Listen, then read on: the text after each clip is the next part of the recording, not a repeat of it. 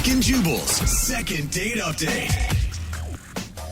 A lot of times in dating, you'll meet somebody who's too good to be true. You know what I mean? They have like everything that you want, except there's something wrong with them. I know for me, I met this girl one time, too good to be true. She was not the brightest. Yeah. Hot and mute. And I was like, she has everything that I look for in a woman. And then come to find out, she's super close with her family. And I can't date a girl who's close with her family. there So it just ruined it for me. I was like, that is way too good to be true. Where's man. the daddy issues when you need them? I know, it sucked. Gosh, yeah, Well, it's such a hard life. Mary is on the phone with us, and she thinks that she met a guy who is too good to be true. His name is Ray, and that's who she wants us to call today. Hi, Mary. How are you? Hey, I'm good, thanks. How are you? Good. Thank you for your email. Appreciate it. So why don't you tell us a little bit about Ray, the guy that you want to call today?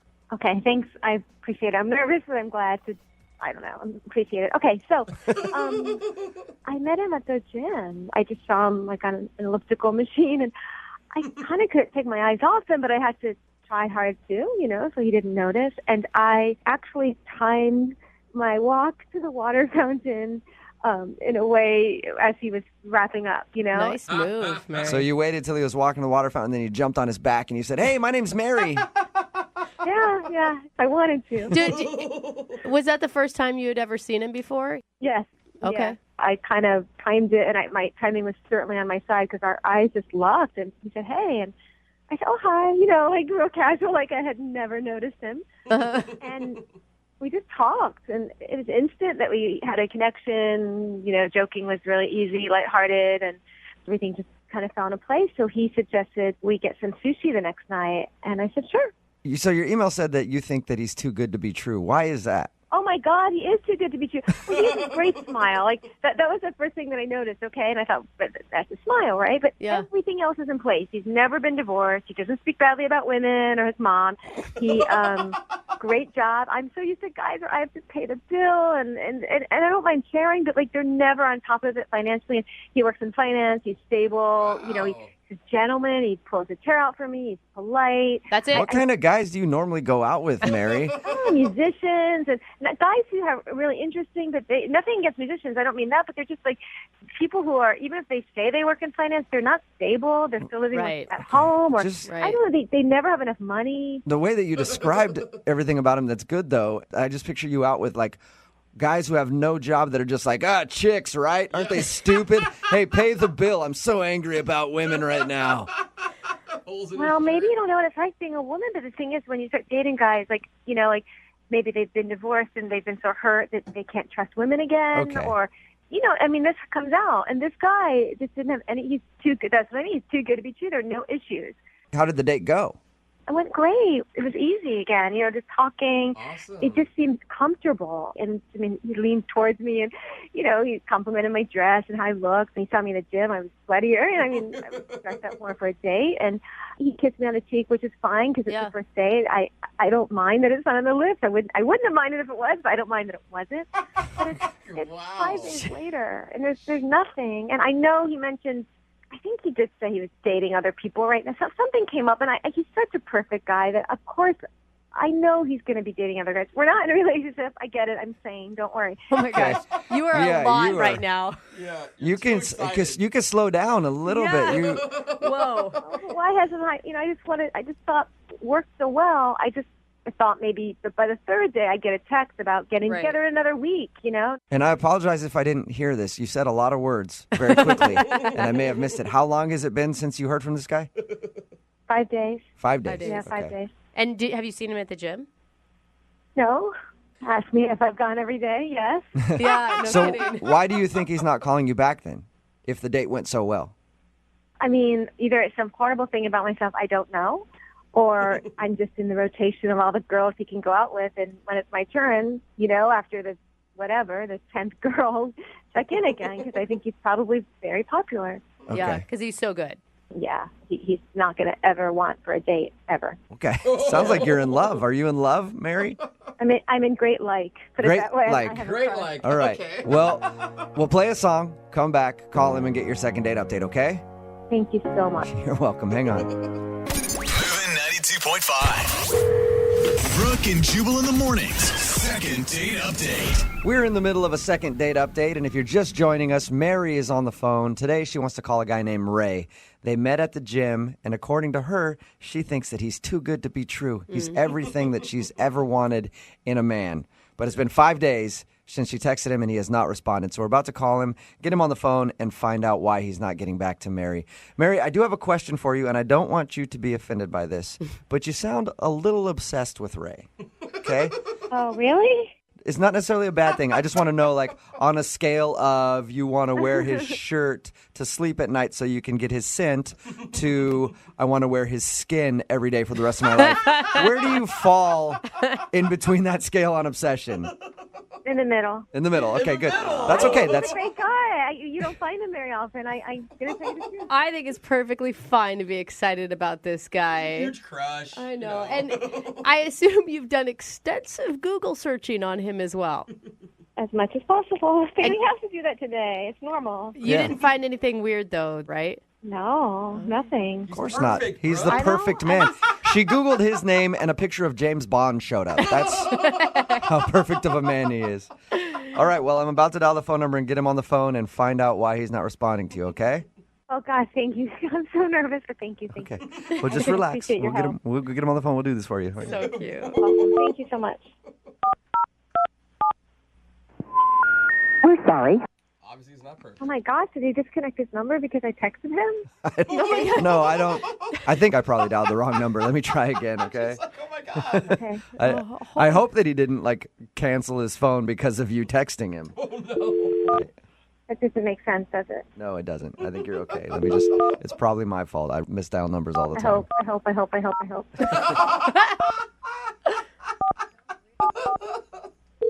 There we go. Hello? Hey, I was looking for Ray. Yeah, this is him. Who is this? Hey, Ray, how are you? This is Jubal from Brooke and Jubal in the morning. I'm sorry, what is this in regard to? It's in regards to a date that you recently went on. Yeah, I didn't sign up for any date thing or anything like that. I know you didn't, Ray. I host a radio show. It's called Brooke and Jubal in the morning, and you recently went out on a date with one of our listeners, and they asked us to call you.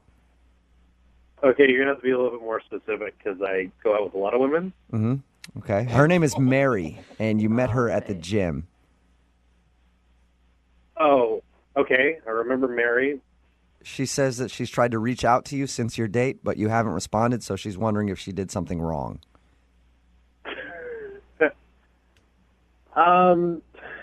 I know it's a weird phone call. It's a segment that we do on our show called the Second Date Update. If you don't call somebody back after a date and they have a question as to why, they'll email us so we can get you on the phone and ask. So we're asking on Mary's behalf if she did something wrong on your date. I mean, Mary's a nice girl and everything. I just, when you like meet somebody and you just feel like you're out of their league a little bit. I know exactly what you're talking about, Ray. It happens to me all the time. Ouch. So are you saying you don't feel like Mary's in your league or playing on your level? Yeah, I mean, essentially, it was the way, she was looking at me and the way she was talking to me. I felt like I was doing her a favor by going out with her. Whoa, dude. Did you Ray, feel that's this a lot way? to say. Did you feel this way before you went out with her, or this happened like you realized that while you were out with her? We were at the gym. I got like this kind of desperate feel, and I was like, she's one of those girls I know I can sleep with if we went out again. Yep. So it's like, Why do you think that you know you can sleep with her? Because she was excited to go out with you?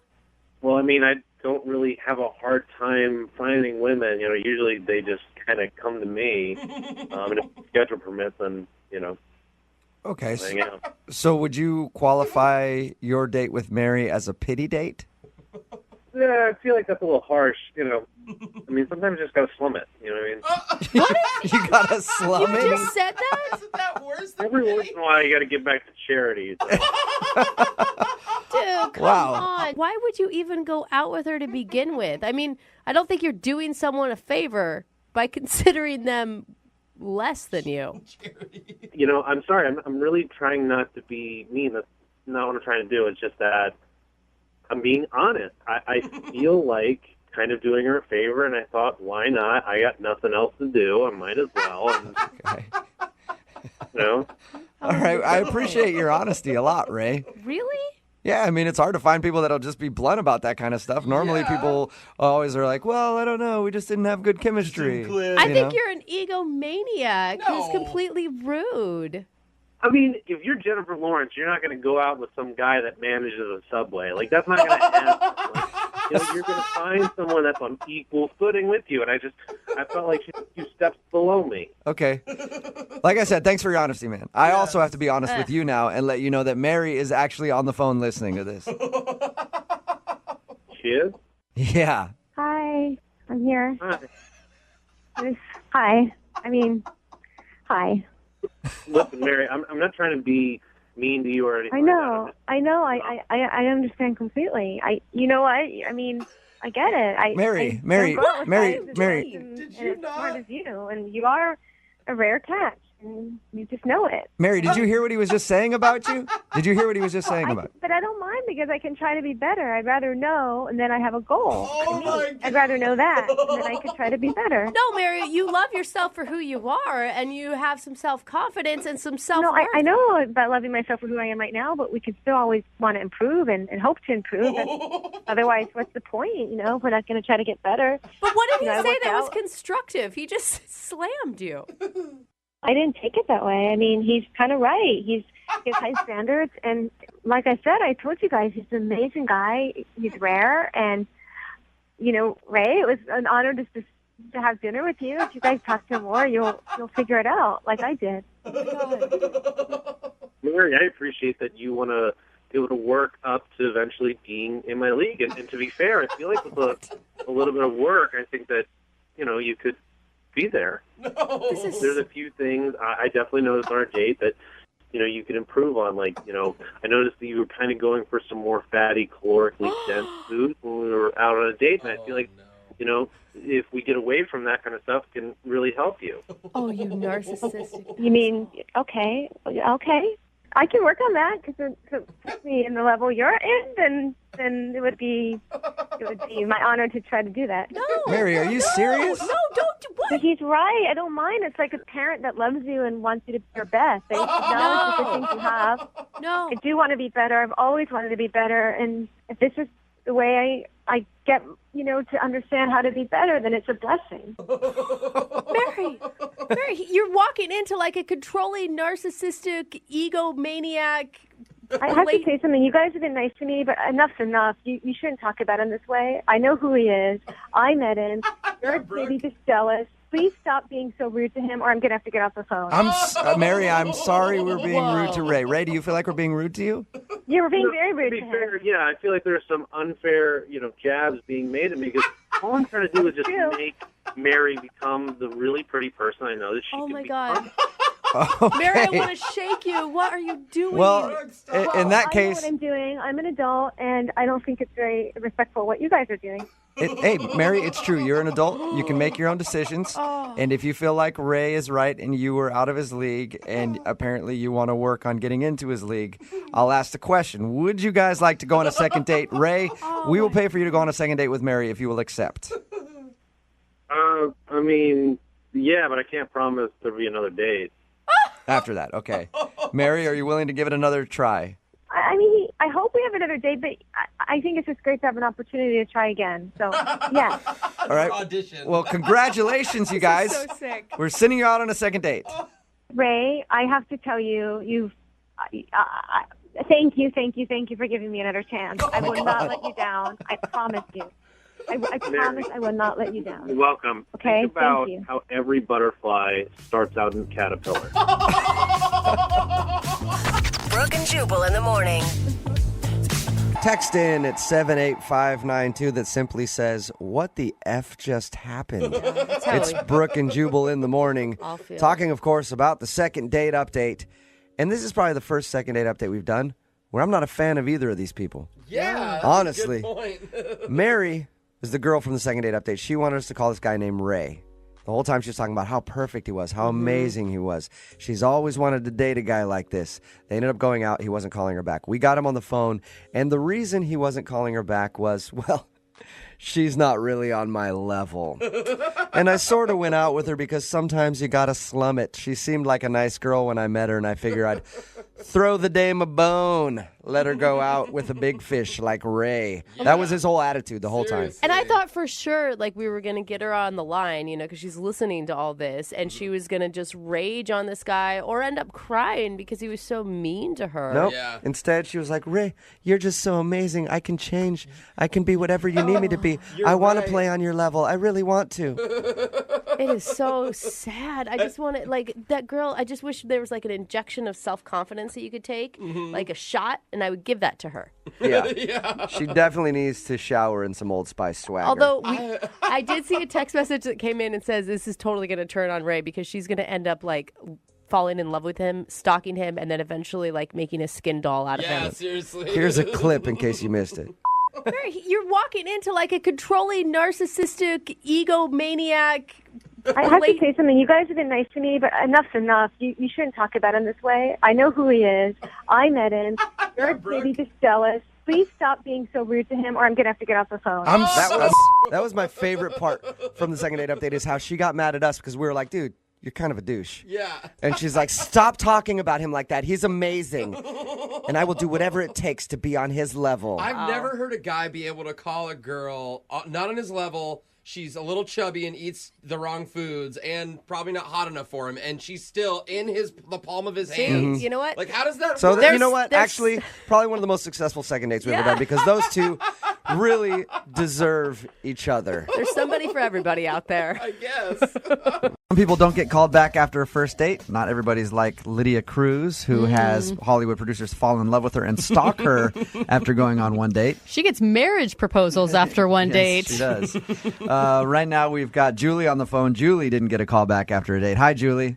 Hi, how are you? Pretty good. How are you? I'm doing okay. Yeah. Now, you emailed us about a guy named George. Tell us a little bit about him. I met him online, and we went out wine tasting. Oh, fun. Yeah, it was really, really, really fun. Okay. You know, the whole night just went so smoothly, and we really did, and it seemed like he really liked me. I just did something at the end of the night that I really don't normally do. What'd you do, Julie? No, did you just use the line on us that every girl, like, I don't normally do this? She did. This was a one-time thing. All right. I've used that line before. So, after wine tasting, you went home with him. Yes, I did. Okay. After you went home with him, you guys did your thing. How did the next morning go? Honestly, everything was great. I mean, there was absolutely no signs of anything was weird. I mean, he seemed like he really liked me. Did he leave right away, or did you guys get breakfast? Did he take you home? No, I mean, we ate a little something, but nothing too major. Okay. I mean, it wasn't like a long, drawn-out thing. But he actually got up out of bed and at least walked you to the door. Yeah. Oh, yeah. I mean, I'm telling you, it was like the perfect ending to an evening, and then an evening overnight. Right. And then morning. Okay. What was the last thing he said to you? He just said, I had a really great time. And I said, I did too. And then he just... And then you did the walk of shame. Oh, yeah, girl. And have you tried to get a hold of him? Yeah, I have called him, and, you know, I've left some messages in about 2 weeks. Okay. So I have no idea All right. what's going on. I don't know what I did. Okay. Yeah. Well, we'll call him right after this, see if we can get him on the phone and ask him why, okay? Okay. Moving 92.5. Brooke and Jubal in the mornings. Second date update. Julie called us about a guy she met online. They went out on a date. They ended up hooking up that night. Yeah. She says she doesn't normally do that. Mm-hmm. I believe her. I believe her 100%. Yeah, right. We're going to call him right now. His name's George, and see if we can get him on the phone and ask him why he didn't call you back. Are you ready, Julie? Actually, before you do that, I really haven't actually told you the whole story. Oh, really? Really? Yeah. Okay. What more is there? I just wanted you to know that he did call me after the date to set up a second date. So there was a second date set up, but I was really embarrassed to say it because he just didn't show up for it. And So he actually stood you up for your second date when you guys were supposed to meet up. Julie. yeah. Anyway, I just wanted you to know so that something like that comes out. You're hoping that he has a good excuse for not showing up and then not getting back to you. Well, yeah. Okay. Oh, that's weird. Well, we'll give him a call right now. And Okay.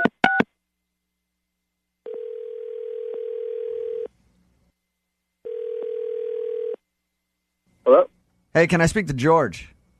Yeah, this is him.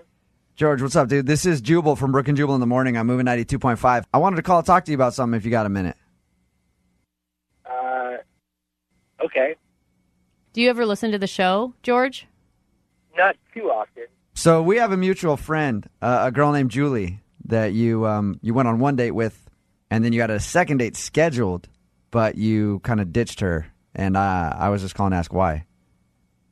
You mean the psychopath, Julie? What? Psychopath? You talked to her, right? Yeah, we just know her as Julie, not the psychopath, though. Tell us why you called her a psychopath. Well, what did she tell you? Did she say that she spent the night? Yeah.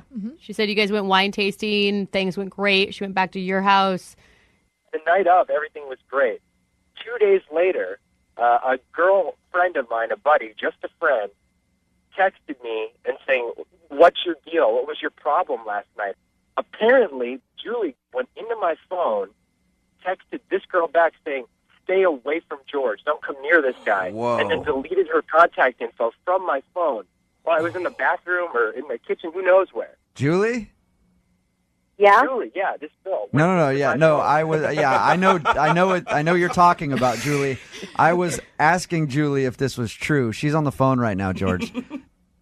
Yes, but I didn't want this other girl just screwing this up. I was having an awesome time. I mean, got another girl texting while we're on a date. That's just so rude. Julie? I mean, You realize it was a first date, Julie? I just don't think that that's fair. This is our second date is on the radio discussing why you deleted other people's contacts from my phone. That's insane. Okay, so here's the question. Did you set up the second date where you stood her up before you knew about this, George? Yeah, I found out afterwards, after I'd already made the plans, that she was a psycho. So we know. Come on, I'm not a psycho. That's ridiculous. It's just you. You are a psycho. Julie, You went into my phone. She texted you a couple different times, and I saw it. It was right in front of me. Wow. Ooh. So she's my friend. Have you been accused of being a little possessive before, Julie? No. Have you ever been accused of being a psycho? George, Well, there's that. I was being nicer. You met Julie online. You didn't know much about her. What'd you expect? I should not have dated girls online. This is 21st century dating is a failure for me so far. George, you're a little angry. I mean... You know what? In George's defense, I'd be a little angry, too, especially if somebody deleted contact info from my phone. But were you hooking up with this other girl, and that's why you're angry, because you ruined your game with the other girl? No, I wasn't hooking up with this other. She's just a friend of mine, and now I have to, it's this awkward situation where I have to explain this girl I was hanging out with sends you hateful text messages. Is it a pretty bizarre circumstance? Julie, can you see his point of view here? I know you sound kind of defensive, but can you see his point of view that that's kind of weird to do at all, but especially on a first date? I honestly don't see what the problem is. It was right in front of me. She was texting a couple different times. I was having a great time, and I'm thinking, obviously it was we were going to go home with each other. I mean, that's the way it was going to be going. So I'm thinking, okay, this guy's totally two-timing me. Who knows? Maybe there's others out there. Julie, what would you do if the roles were reversed and George went through your phone? I probably would just say something to him and then explain it instead of not calling me back. So I think the thing is here, Julie, this is not weird behavior for you. And I'm not judging you.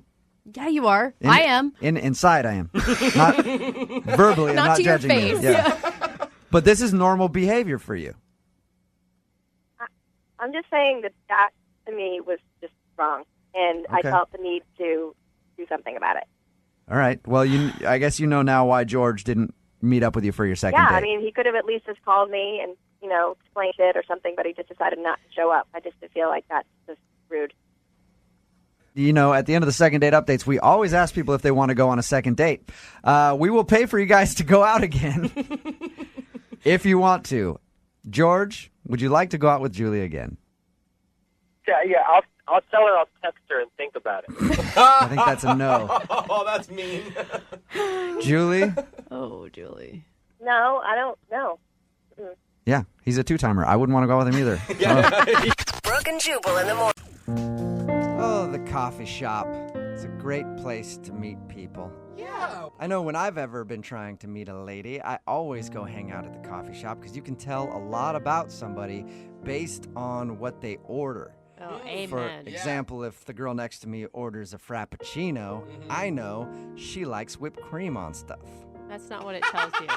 Or let's say she orders a hot chocolate. Yeah. That means she probably likes chocolate on stuff. No. Okay. God, you're Maybe even some whipped cream. you There's are a horrible at deciphering. who lot of people are. freaky people at the coffee shop. Yeah. Them, not me. They're weird. God. Yeah, Yeah, those them. chocolate lovers. And that's where the guy on the phone for a second date update today met the lady that he wants to call. He met her at a coffee shop. His name is Ronald. What's up, Ronald?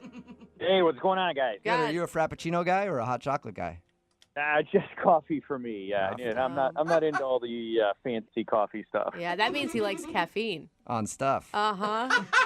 What? So it tell was- us about the girl that you want to call today for your second date update. So I met this really cool girl, Jill, at a Starbucks. Cool. Actually, Okay. I was in line in front of her, waiting to order, just looking around because it was a long line, and suddenly noticed, oh wow, there's this cute girl behind me. Did you spend the rest of the time trying not to look behind you, but also wanting to look behind you to see? Well, yeah, exactly. I mean, I basically tried to look at her without being creepy, but obviously she's pretty. I wanted to look at her. He's like, You need to put your phone in selfie taking mode and just hold it up so you can see behind you. Just taking a bunch of selfies. Don't mind me. Smart. because that's attractive. No, I just tried to be cool about it, just look around and happen to catch her in my gaze. But I decided, when I got to the counter, I paid for her drink. I did kind of a pay it forward thing. Oh, that's a good way to do it. It is good. Because that's commonplace at Starbucks too. So if she doesn't like you, just be like, oh, I was just doing what people do at Starbucks. But if she does really like you and want to talk to you, then you're like, sweet, it worked. And it's like a bonus because it says about you, I think of Charitable. other people. See, that's what I'm saying. At Starbucks, when somebody does that, they're a giver. Thank you, Jubal. You can tell a lot about people at Starbucks. So good at coffee shops. So you did that, and did she thank you for it? Well, yeah. So she goes to the counter and they said, oh, that guy paid for it. And, she comes to thank me and says, oh, wow, it's nice of you to do that. And I just said, oh, I just like to do that every once in a while. Yeah. But actually, she was really cool to talk with and we had fun. So I just said, hey, do you want to go have dinner with me tonight? Wow. Same night. Yeah. And she said yes. She did. She did, which was awesome. So we decided, because we just met, we would just meet at the restaurant. Yeah. Okay. So we did. We met at the restaurant. I mean, she has an amazing smile. She's really intelligent, really easy to talk to. And dinner was going really well and, and everything. I mean, we were having a really good time together. Okay. You guys were laughing at each other's jokes and... Yeah, I just thought it was really, I don't know, I'd just call it an easy date. Uh-huh.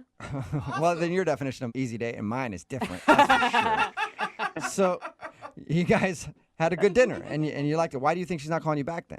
I don't know. I mean, the only thing I can figure is I do have this, I don't know, kind of funny habit that, I don't know, maybe that weirded her out or something. What is it?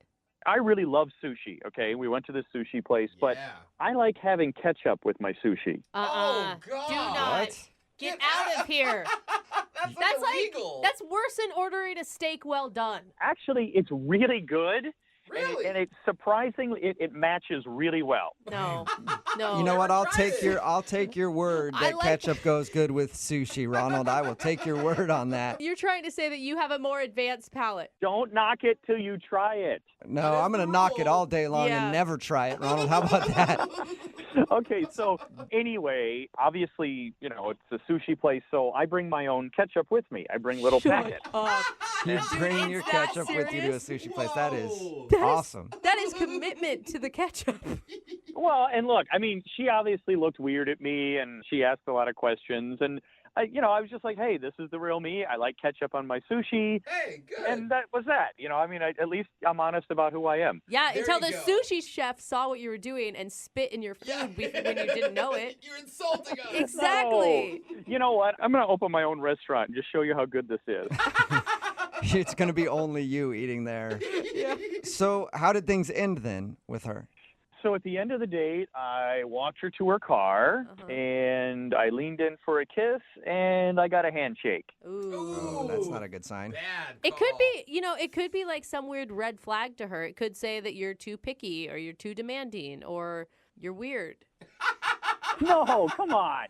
That's not weird. Like, weird would be like if I were making comments about whipped cream and chocolate at a coffee shop. Touche. That's a very good point. All right, so do you think it's a catch-up thing? The reason that she didn't even want to kiss you? Honestly, I mean, it was obviously the weirdest thing on the date, and everything else seemed to be easy. So, I don't know. And how many times have you tried to get a hold of her since then? Do I have to admit that? Yes, please. Oh. I don't know. I mean, I've texted her and called her a few times. That's double digits. Okay, so probably too much at this point. Well, we'll do it one more time for you. We'll play a song and then come back and call her and get your second date update, all right? Just hang on. All right, thanks. Okay, we'll do it next. Moving 92.5. Brooke and Jubal's second date update. Right in the middle of your second date update, and if you're just joining us, Ronald is on the phone, and Ronald met a girl named Jill and took her out for sushi. Yeah. If you don't know what sushi is, it's an ancient Japanese art where they carve up fish and place it on a bed of rice and maybe add some seaweed in to create a beautiful flavor combination. Everybody knows. Why are you even... And Ronald, who's on the phone, has taken sushi to the next level. He likes to add something that we here in America call ketchup to their sushi. You can't even say it like that and make it sound fancy. Ketchup is a fairly new thing. No, it's not. And it basically just covers up the flavor of whatever it's on, making it taste like tomato sauce. Yeah, with a lot of sugar in it. Sugar and tomato sauce. Ronald thinks that maybe putting ketchup on his sushi might have sealed his fate, and that's the reason his date isn't calling back, because he knows it's weird, but at least he owns it. Ronald, are you ready to call Jill and find out if putting ketchup on your sushi ruined your date? Yeah, I'm ready to find out. And now, if she has a problem with it, do you want to continue to pursue a second date? Yeah, I would. I mean, she's really cool, and she's very easy to get along with, and, I'm curious to see what happened. Would you stop using ketchup if she asked you to? No, I would not do that. Okay, so you like her enough, but you don't like her enough to drop ketchup. Yeah. Correct. All right, I'm going to dial her phone number right now and see if we can figure out what went wrong, okay? All right.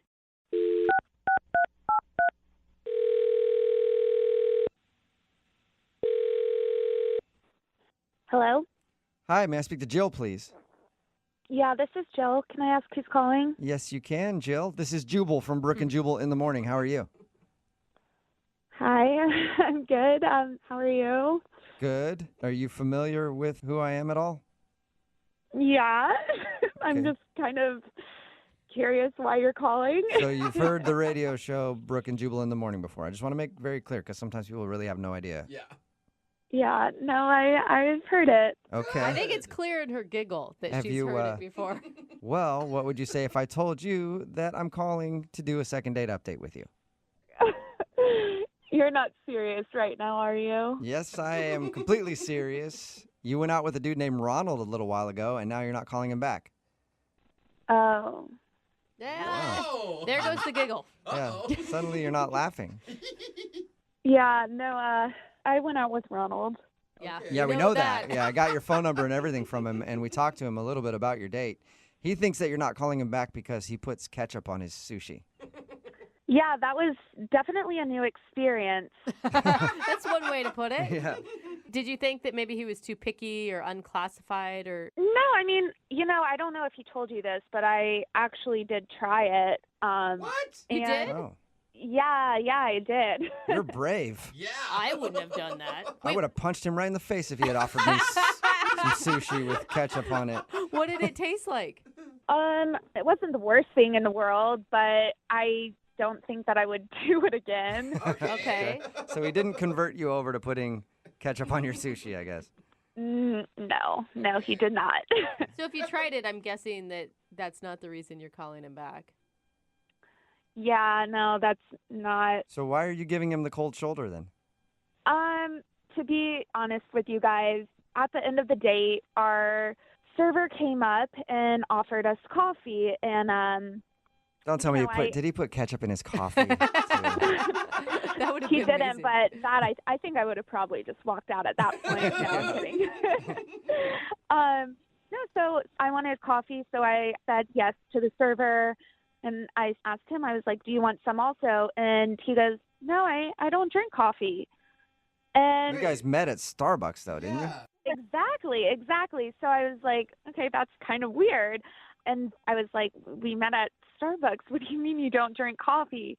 Yeah. And then he went on to tell me that he just goes to different coffee shops trying to meet girls. Whoa. And that took a completely different turn for me. Why would he tell you that? Why wouldn't he just say, I'm really a tea guy, and they have a great line of teas there? Yeah, I like lemonade. Good question. Yeah. I don't know. For me, honestly, it made me question, like, in my head, I was thinking, wow, we met so organically. This is such a cute story, meeting at Starbucks. He paid for my drink.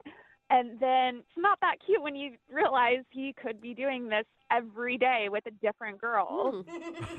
And, then I started thinking, I was like, I don't even remember him ordering a drink. Like, did he just, see me and decide to get in front of me just so he could pay for my drink and just so he can have an excuse to talk to me? Things didn't line up, and it was kind of starting to seem a little creepy, I want to say. Hey, I want to say something here. Oops. Jill, you might have forgotten, you say you listen to the second date updates, and Ronald is on the other line and wants to talk to you. Oh, I forgot, huh? Yeah. yeah. Hi, Jill. I guess I'm a little surprised at your reaction to that. I mean, the thing is, I told you in confidence that I do this, but I don't go to coffee shops every day. It's not like, some kind of lifestyle or something, but, I just told you that in private, that I go to coffee shops every once in a while to meet people. Yeah, it just feels a little out there to me.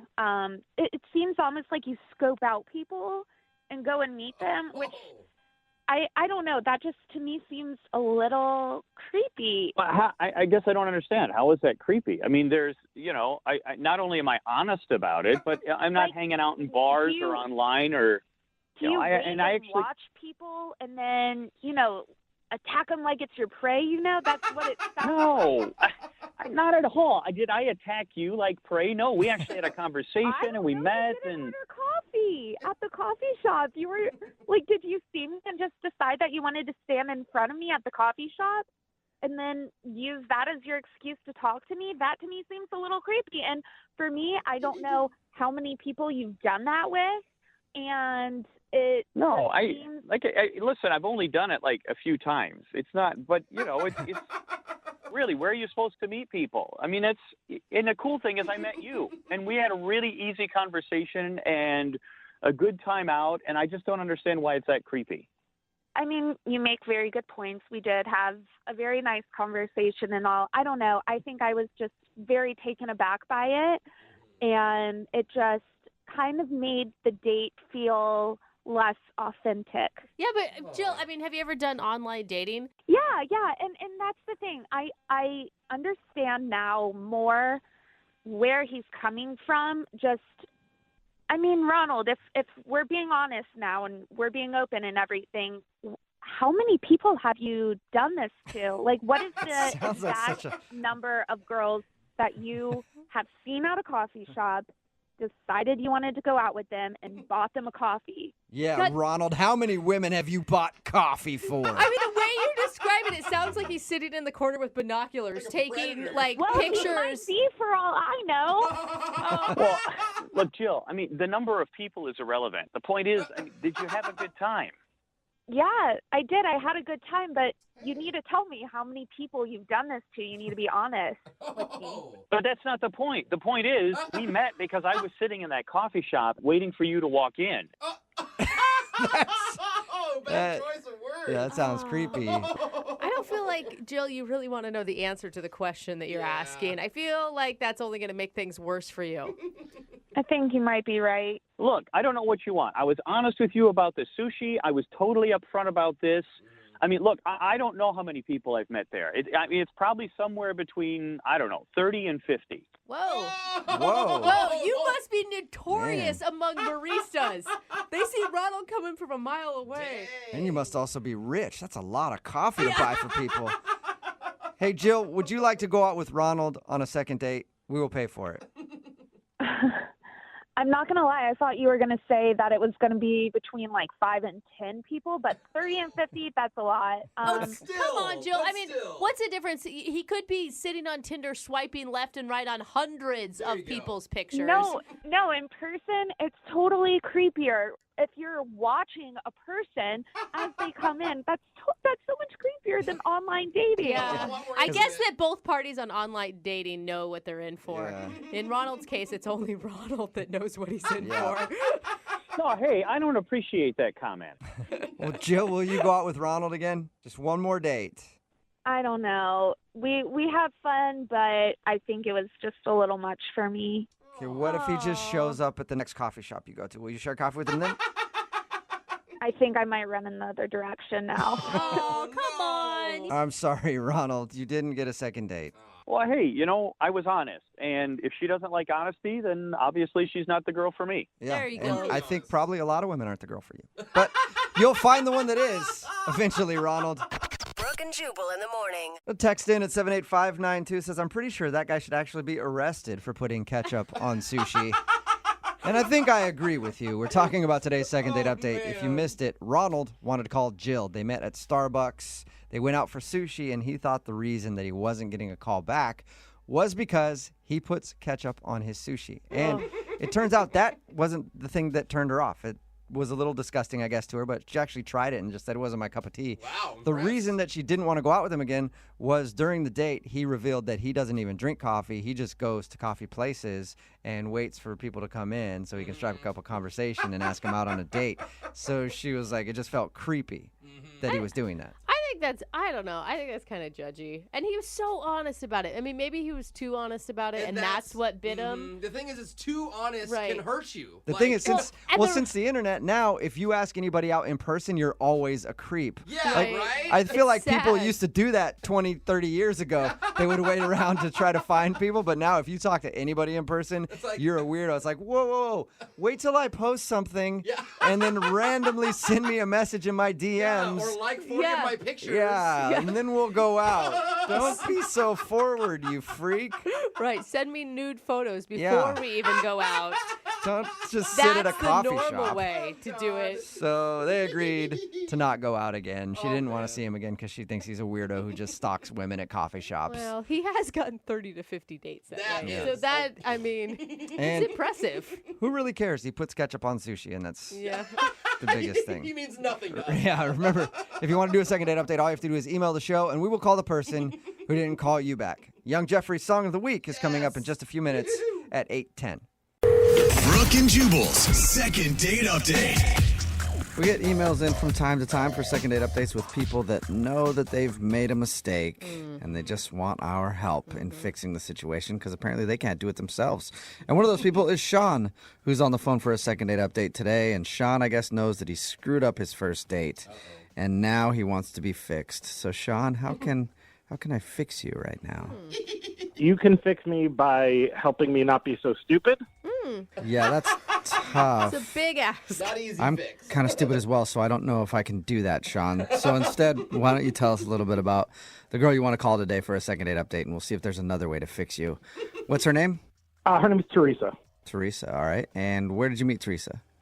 We met just like randomly at a bar. Okay. We were out with our like own friends, and we were sitting near each other. We started talking, really hit it off. I got her number. I asked her out. She seemed genuinely excited to go on a date with this person she just met. So I mean, you had a lot of hope for your guys' first date, or maybe high expectations. As high as you can, Right. when you're going on a first date. Right. But like, I was pretty excited. Right. And you say that you screwed everything up. Yeah. I want to hear about that in a second, but how was the date overall? It was okay. So I picked her up, and she said she was just really in the mood for Chinese food, and there was a restaurant near her place. And I said, yeah, that's awesome. We were both really hungry, so we ordered a bunch of food. And I swear it was like not even 5 minutes, and they started bringing out the food. So we barely even had a chance to like have a real conversation because, once the food comes, like half of your conversation is about the food. And before we knew it, we were done with dinner. So it was just quick. Yeah, and I just expected it to go longer than that, and so I didn't really have, like, a backup plan. Yeah. So, I asked her if she needed to go home right away, if she wanted to keep hanging out, And I said, this might sound weird, but my grandparents live real nearby. They've been bugging me to come visit them. What? It was still early. I said, would it be weird if you came with me to, like, hang out with my grandparents? And she was actually, like, so cool with it. She said she loves hanging out with old people. But this is the part where it gets, like, not good and where I screwed up. Okay. Yeah, so we're walking up to my grandparents' front door, and, like, I'm about to ring the doorbell, and I'm like, hey, just, like, heads up, they might think that you're my serious girlfriend, so just, like, don't be mad. Just, like, help me out. And then before I could even explain, my grandma opened the door. So did you tell them that she was your girlfriend, or you told them that you had a girlfriend and then you shut up? Oh, yeah, no. It's like a month before this. They had just been on my case about being single and, you know, they want grandkids. And I said, oh, yeah, I'm dating somebody. She's really awesome. Oh, okay. Okay, wait, hold up, Sean. Was this whole thing planned just so that you could prove? No. Honestly, it really wasn't. As it was happening, I was like, oh, this will, like, kill two birds, one stone, you know? Okay. Yeah, that's a bad idea. So you asked her basically to pretend to be your girlfriend for your grandparents. Yeah, I mean, hindsight. But, you know, I thought if I could explain to her, she'd totally get it because she seemed cool. Yeah, but you didn't even give her a chance to say, no, I don't want to participate, because you were literally on the doorstep waiting for the door to open when you dropped that bombshell on her. No, that's totally true. So I forgot that I told them that I had the girlfriend until we were, like, there ringing the doorbell. And so I just kind of blurted it out because I didn't want her to be surprised by these two old people. Yeah, so that's where your stupid comes in, I feel like. Yeah, exactly. Quick, So- be my girlfriend. After all that, how was the end of the date? Honestly, I thought it was going really well. What did she do when your grandparents, assumed that it was her girlfriend? How did she act? She totally went with it. Like, I thought she was totally on my side. You know, my grandparents, of course, they're, like, talking me up, you know, because as our grandparents do. For, like, over an hour, we just had, like, a really nice time. She actually seemed to really enjoy hanging out with my grandparents. And like I said, she didn't blow my cover, so I assumed that I was golden. So that's why you thought it was going well. Yeah. Okay. All right. So how did it end with her? So bad. Oh, really? Oh, so bad. Yeah, so bad. What happened that was so bad? The door closed behind us, and I went to, like, hold her hand, and she said, don't touch me, don't talk to me, just take me home. Whoa. Okay, so you really read that situation wrong, that she was enjoying herself at your grandparents'. Yeah, she was definitely acting the part, so I thought that she was, like, actually having a good time and into it, but she was not. But she was just being nice in the moment, and then Yeah. afterwards it was obvious that she was pissed. well, Have you talked to her since then? No, I tried to talk to her on the ride back to her place. I tried to explain to her, like, why I did what I did. She refused to talk to me, got out of the car, slammed the door. And, I mean, that was like a month ago, and she won't return my calls. I've been texting her, apologizing, like, everything that I can do to get her to just talk to me again. Okay. Like I said, it's like I realized I was stupid, but I was not trying to be, like, deceitful. Okay, Yeah, so it you looked basically really bad. you need our help to give you an opportunity to really explain yourself and apologize. Absolutely. Okay. All right. We'll do that. We'll play a song and then come back and call her and get your second date update. Okay. Okay. All right. Hang on. Moving 92.5. Brooke and Jubal in the mornings. Second date update. Right in the middle of today's second date update, and if you're just joining us, I think we might have found somebody who's a worse grandson than I am. And my grandpa died a few weeks ago, and I didn't even know. So that shows how bad of a grandson I am. But Sean is giving me a run for my money. If you're just joining us, Sean went out with a girl named Teresa, and he said they had a great time and everything else, but dinner went really fast, so he decided to stop by his grandparents' house because it was in the neighborhood. And then, while he was at the door, he remembered that he had told his grandparents a lie and said that he had a serious girlfriend, and then asked Teresa to play the role of his girlfriend, which she did. But as soon as the date was over, she was obviously very upset about that and hasn't talked to him since. So, Sean, you say that you just remembered about that big lie you told your grandparents while you're standing on the doorstep, but I even have a hard time believing you. It does feel like it was a whole setup, the entire date, just so that you could fulfill this thing with your grandparents. No, I mean, I agree. It totally seems like that. But, like, I'm not trying to make it sound like I'm a pathological liar, but, like, sometimes you have to tell your parents or your grandparents things, and it's hard to keep track because you don't want them to worry about you, you know? Okay. yeah, or just tell them the truth. Or just tell them lie the to truth, them a and if lot. they don't like who you are, be like, screw you, I'm not talking to you. That's kind of Yeah. what I did. No. So No, anyway. I can't do that to my grandparents. Okay. Yeah, be So you'll nice. lie and pretend that you're somebody else. Got it. Yeah. Well, it's not working out in your favor, but I'm going to dial her phone number right now and see if we can help you out, okay? Thank you, guys. I really appreciate it. All right, here we go.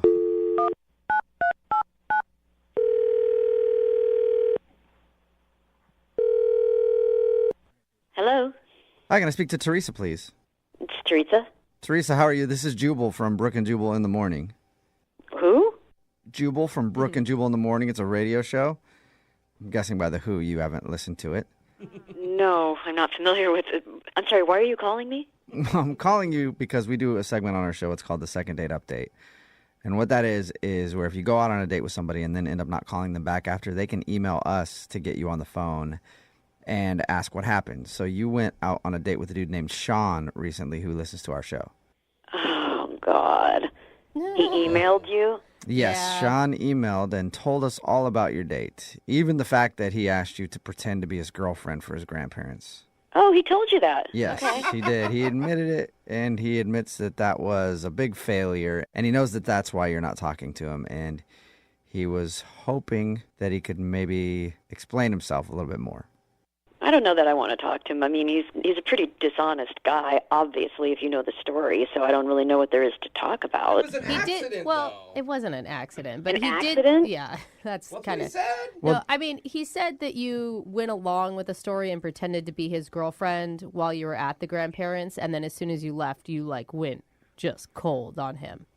Yeah, that's pretty accurate. I mean, I don't know what else someone would expect if they're going to do something like that. I mean, Why did you go along with it if you? I was under the impression when we left the restaurant that we were just going to like pop in and say hi to them like really quick.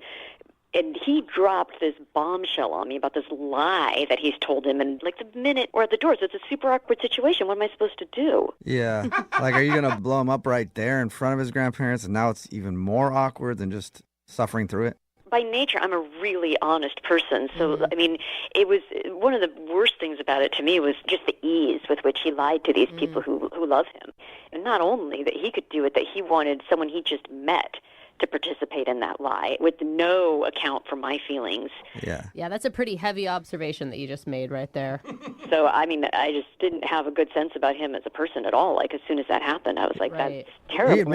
He admits that he screwed up, and he knows that that's why you don't want to talk to him again, but he was hoping that, we could get you on the phone and maybe explain things a little better. I don't know that that's necessary. I mean, it was a really frustrating date, and it was disappointing. But I got to tell you, like, it's actually, in the end, it was one of the best things that's happened to me in a long time. I'm actually not sorry that it happened because a really good thing has come out of it. So You decided to just stop dating in general because everybody lies. She's like, I'm a monk now. Yeah, so you've given up dating. No, actually, what happened is, like, after it went down, I felt guilty about it for days. And I knew when I was sitting there with these two just lovely people that he's introducing me to that I'm not being myself. I'm looking them in the eye and lying to them and making something up. And it weighed on me. It weighed on my conscience. So I went back to his grandparents' house a few days later, and I told them. I was like, what happened? Of course.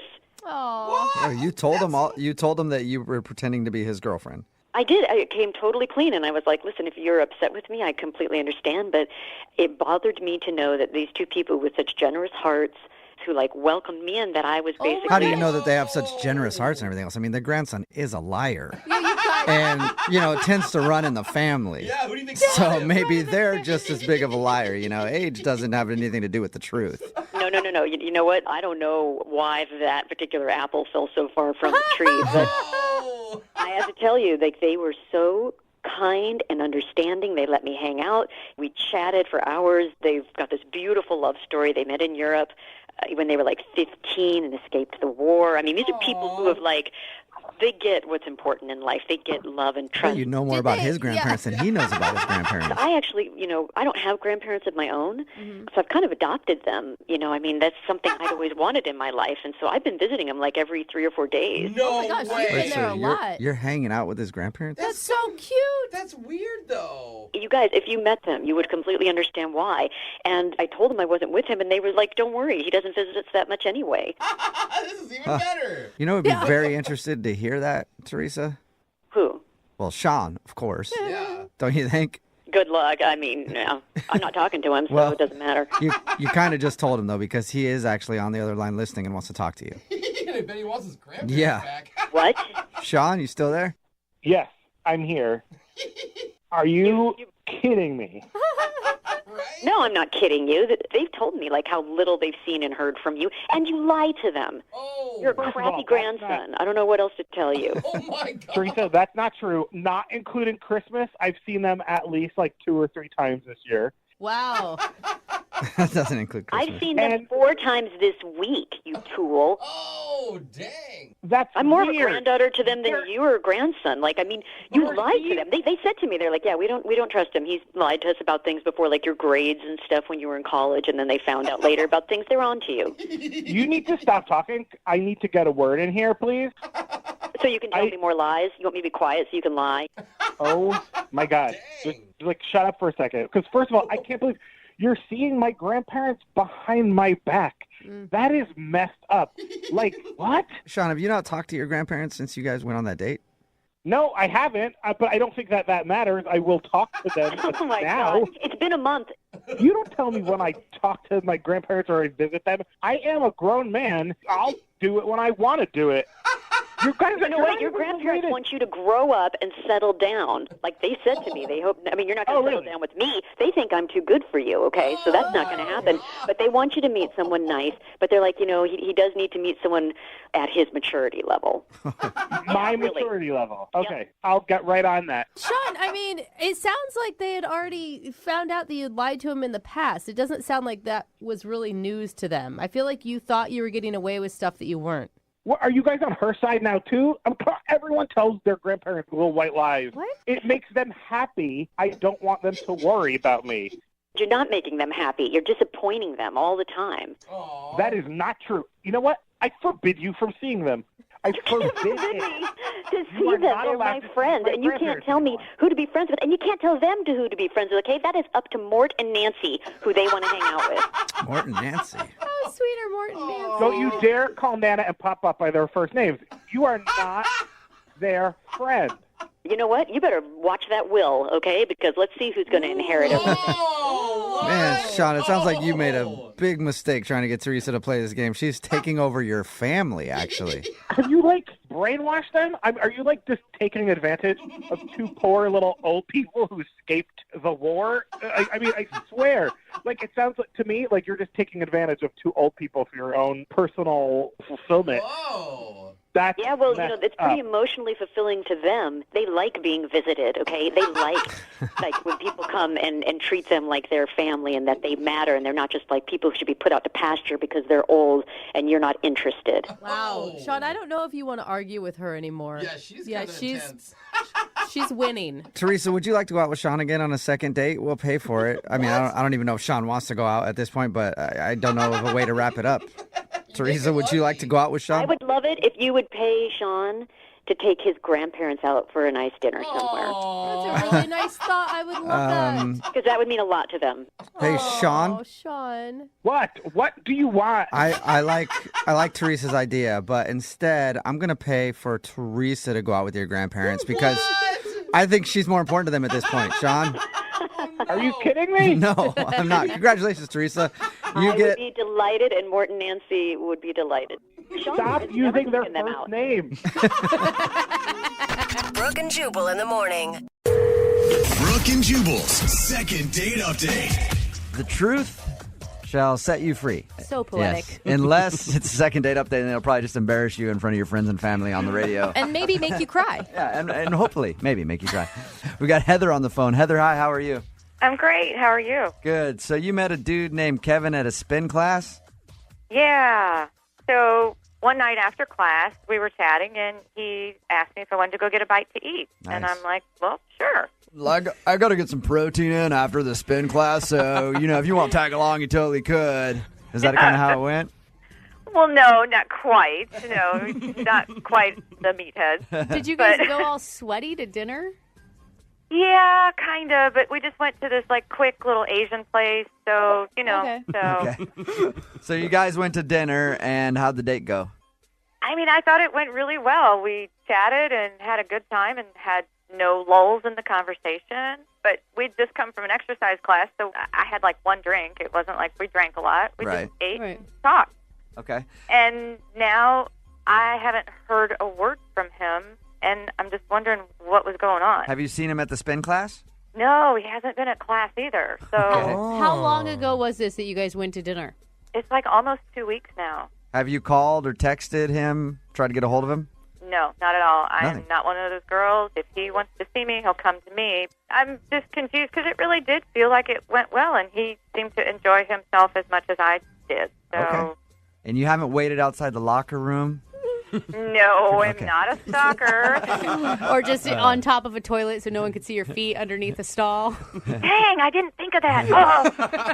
Oh. Okay. No, I haven't. All right, we're going to call him right after this song. You're prepared to hear whatever he has to say. Yeah, I'd just like an answer. Yeah, so Okay. I'm cool. Okay, we'll get your second date update right after Nicki Minaj. Move. Moving 92.5. Brooke and Jubal in the mornings. Second date update. All right, Heather's on the phone. She emailed us about a guy named Kevin who she met in her spinning class. They went out after spinning class. Nice and sweaty is always a great way to go on a first date. Hey, if someone thinks you look beautiful at that point, I'd say Actually, that's awesome. a very good point. Heather, Yes. you went out with Kevin. We're going to call him Kevin the Meathead since you met him at a gym. Okay. And he hasn't called you back since the spin class, hasn't even showed up at spin class, and you just want to know why he hasn't gotten back to you. Yeah, and make sure he's okay, too. So. Oh, make sure he's okay. You're so sweet. It's been about 2 weeks, and there's nothing you could possibly think of that you did that was weird or something you said. No, not in my mind.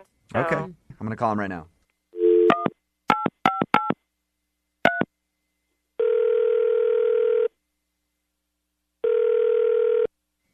Hello? Hey, can I speak to Kevin? That's me.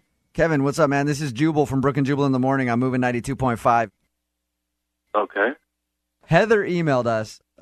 She said that you guys met at a spin class, then went out for dinner, and you haven't gotten back to her, haven't even showed up for the class. Would you mind kind of telling us why? I don't know. I just didn't think it was a fit. What didn't fit, though?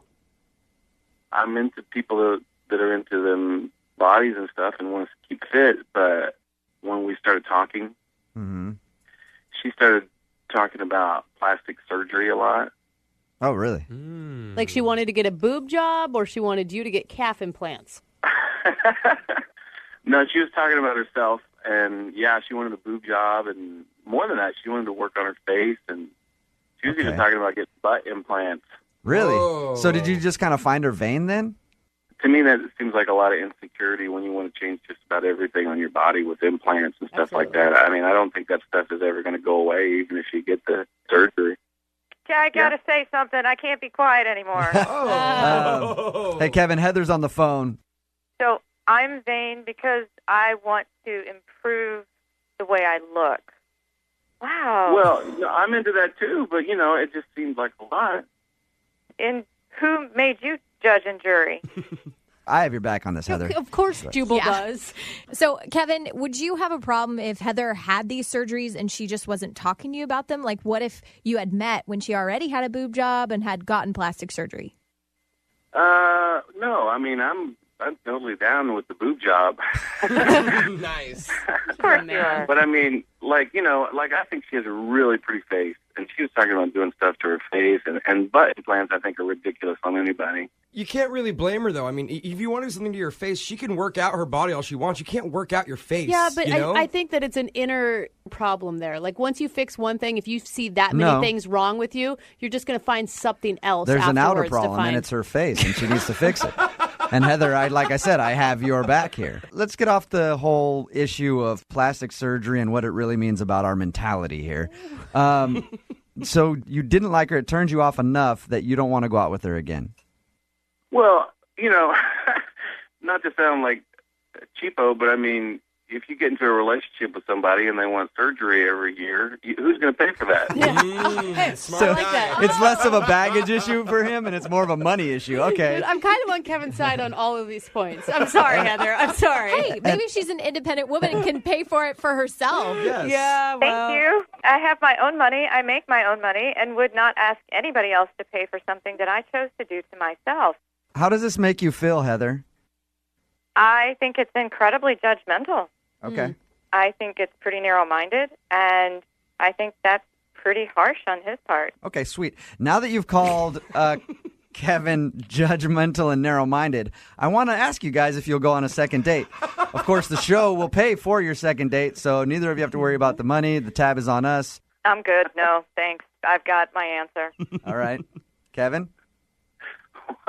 Well, she already said no. What do you want to do? I just like to rub it in, is all. Heather, you just know that you're beautiful the way you are.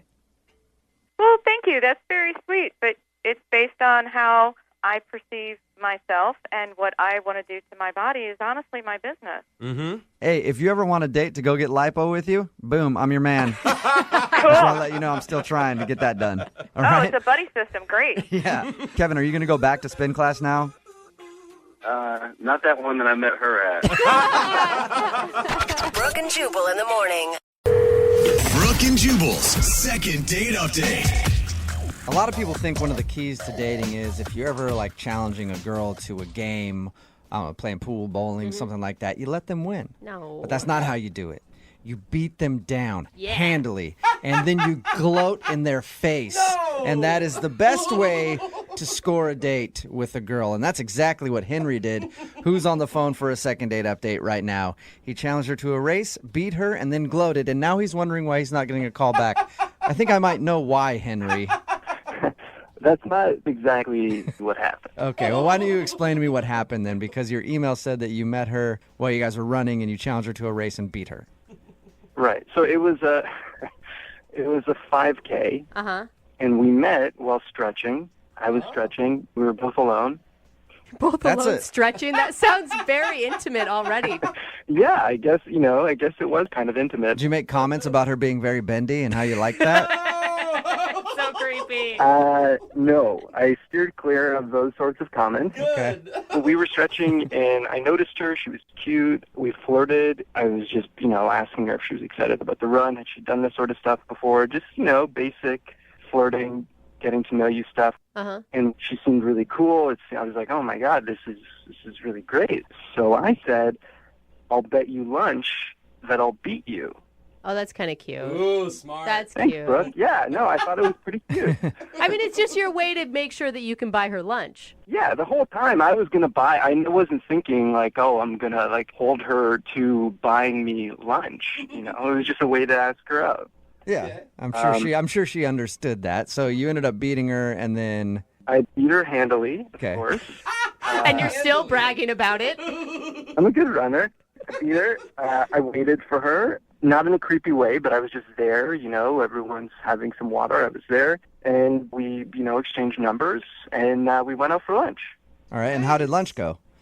Really good. I mean, I really liked her. She was really cool and funny. It was easy, and I paid for lunch again, so I didn't, make her pay for lunch. Well, Why'd you good for laugh after that? That sounded weird. Like I paid for lunch, if you know what I mean. No, I felt like you guys might think that I made her pay for lunch because of the bet. You should have. No. Yeah, I mean, you a bet's a absolutely bet. should have made her pay Jubal's for right. lunch. No. So you said the conversation and everything was going good. Like, what are some of the things you really connected on, other than the fact that she can't run as fast as you can? Right. I mean, there was one interesting thing I'll say. I mean, that she sort of stood out from other girls I've dated. We talked a lot about intimacy. Intimacy, like sexual intimacy? Yeah. Oh, nice. Yeah. That's pretty sweet to have on a first date over lunch. Yeah, soup and salad and talk about sex. How'd that come up? Wait, yeah, exactly. Because it's lunchtime, it's daylight. I mean, I don't know exactly how it came up, but regardless, she was really free and felt comfortable talking about it, and we both talked about it, and it was refreshing, because I think in our culture, like, a lot of women don't feel comfortable as they should talking about that sort of stuff. Okay, wait, hold on though. What exactly were you talking about? Like the craziest places you guys have ever done it? We didn't get that far into it, but we just sort of talked about how we feel about sex. I got the impression that she was kind of wild. I mean, she basically said as much. Wow. She actually said that she's wild. In so many words.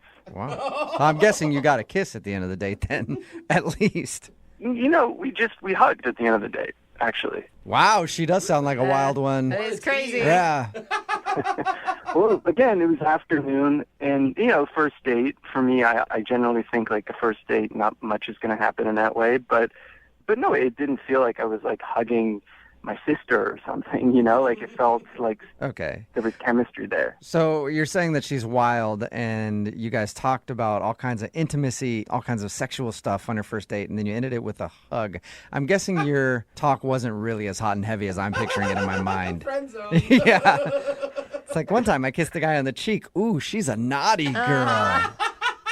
No, trust me, it was more than that. I know it might not sound like it, lunch date, hugging, but like it was pretty hot. All right. Well, if it was so hot, then why do you think you're not getting a call back? I mean, I don't know. I texted her after. I didn't hear back. I waited a couple days. I texted her again, and I still didn't hear back. So I'm worried that maybe she felt like obligated because of the race, because I bet her that if I win, that she would have taken me out for lunch. She felt like she had no choice but to go out with you because before the race, you were like, if I beat you, I got to take you out to lunch. She's like, damn it, I didn't want to actually go out with this guy. He has to. I know, but I feel like it can't be that because, again, like she was able to open up with me about personal stuff. I felt a real connection. So it just seems like it couldn't be that. Well, we'll play a song, come back, call her, and get your second date update then, okay? Thank you, sure. All right, hang on. Moving 92.5. Brooke and Jubal in the mornings. Second date update. If you're just tuning in for today's second date update, Henry is on the phone with us today. He wants to call a girl named Leslie. They met at a 5K. Before the race, he was like, hey, I bet you if I beat you, I have to take you out for lunch. And then she giggled and was like, okay. And then he ended up beating her, and they went out to lunch, and apparently they had a romantic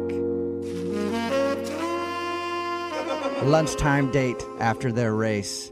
And at a certain point, that romantic lunch date turned straight up down and dirty. When he says the conversation turned to all sorts of sexual things.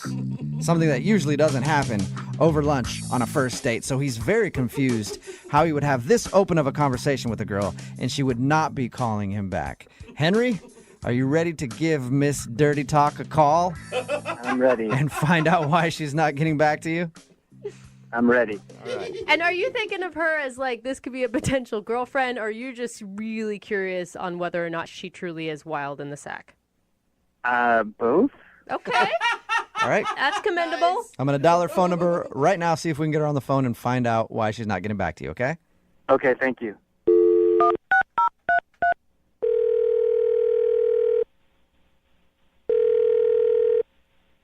Hello. Hi, can I speak to Leslie, please? Yes, this is her. Hey, Leslie, how are you? This is Jubal from Brooke and Jubal in the morning. Hi. Hi. How are you? I'm okay. Who is this? Jubal from Brooke and Jubal in the morning, the radio show. What exactly is this regarding? It's regarding somebody that you recently went on a date with. What? Yeah.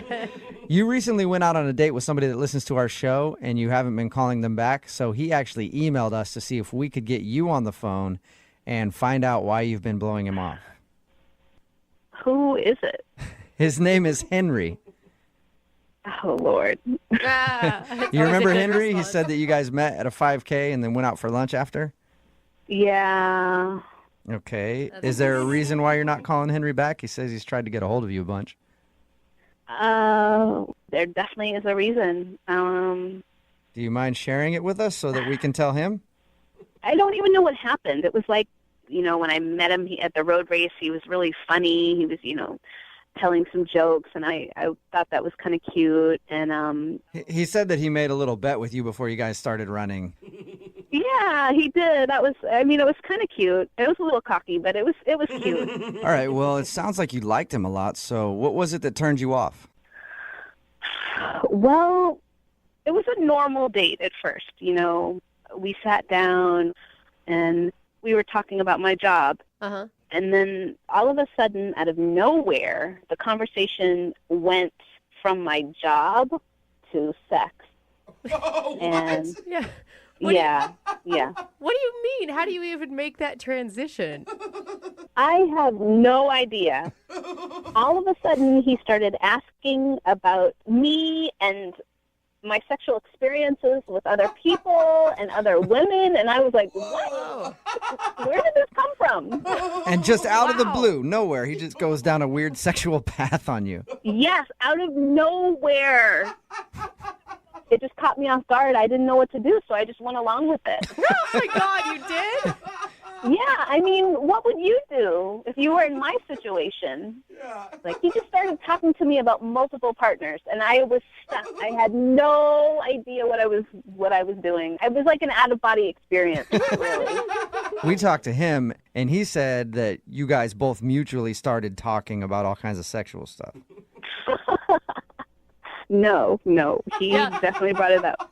And all I wanted to do was get out of there. That was all that I was thinking about. Like, how can I end this lunch so that I can, leave as fast as possible? Why didn't you tell him that those are totally inappropriate questions during a lunch date and you're just not comfortable? I mean, I guess I was so in shock about how the conversation just took a turn sexual. That is so weird. We talked to him, and like I said, he was just like, oh, she started talking about it, and then we both started talking about it. I had nothing to do with it. And actually, at one point, he said, and I quote, "Oh, I'm totally into that. I'd be down for that." And I didn't even say anything sexual at all. That is, I wonder what he was thinking he'd be down for. Wouldn't you love to ask him? Oh, my God. No, I don't ever want to talk to him That's again. a shame, because Henry's actually on the other line listening right now. Oh, my God. Henry. He's on the phone? Yes, he is. Henry, how are you going to explain yourself? What were you doing?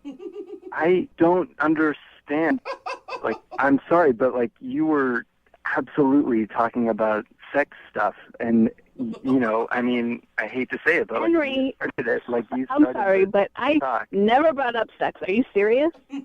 Yeah. I mean, what about all the bi talk, What? Whoa. The what?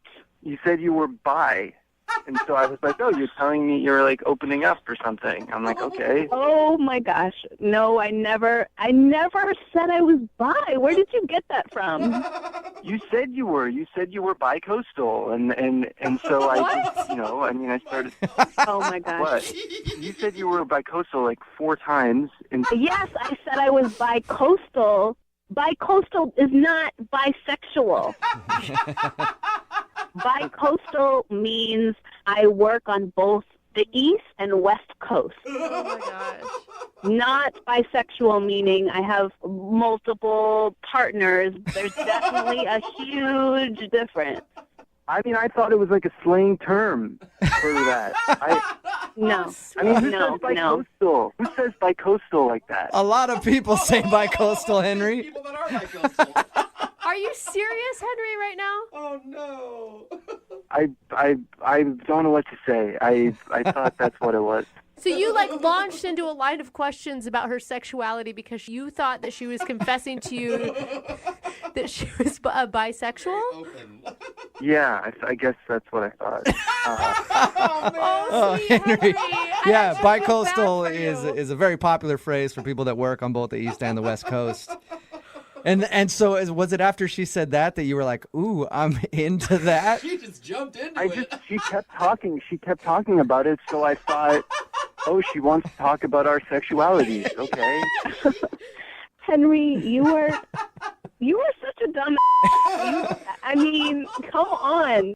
I don't know. Everything that I really genuinely thought it was like a slang term. I'm not an idiot, and I thought you were trying to ask me if I was into it. So I was kind of encouraging. I'm not like homophobic or bisexual phobic or something. Obviously not. You're actually very pro bisexuality, judging from your conversation. Henry, either way, I mean, mix up or no mix up, you don't ask about sexual experiences on the first date. Oh, come on, Leslie. You can see that it was a mistake. It's almost endearing. Thank you, I guess. That's the word right there. Hey, Leslie, would you like to go out on a second date with Henry? We will pay for it. Yeah, come on. On whatever coast you want to be on, you freak. You know, Henry, I don't know that I can really look at you seriously anymore after our first date. I'm sorry. Oh. Okay, well, I'm sorry too. Sorry, I Henry. wish you the best, though, and now I hope that this was an educational experience for you, and you can take this and into your next dating experience. At least you learned a new word today, Henry. And just out of precaution, I just want a tricycle is a bike with 3 wheels, in case anybody ever brings that up, okay? Yeah, I'll pass the vocab test now.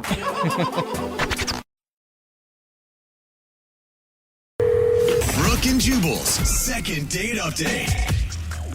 The guy on the phone for a second date update today says he met the girl he wants to call at a charity auction. I think charity auctions are actually a great place to meet people because it's a room full of givers. And I like any function that's full of a bunch of givers and just one person receiving. So I think that's a great place to meet people. I'm down with that. What's up, Josh? How are you? Hey, guys. How you doing? Yeah. Pretty good. Good. You giver?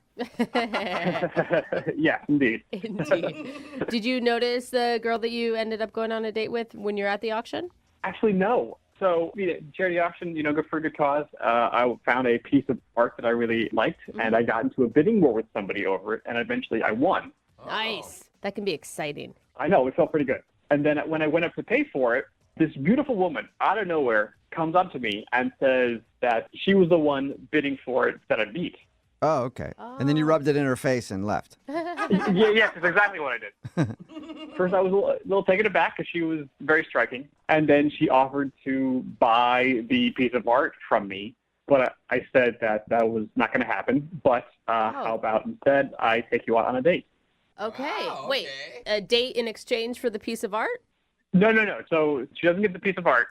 No, keeping that. But, if all things work out, she could see it. Yeah, maybe it could be hanging on your bedroom ceiling someday and you both could be staring at it. Sure. That's a possibility. But she agreed. She was a little taken aback by my forwardness, but, smiled and agreed. And then we went on a date. What's her name, by the way? Camden. All right. And how was the date with her?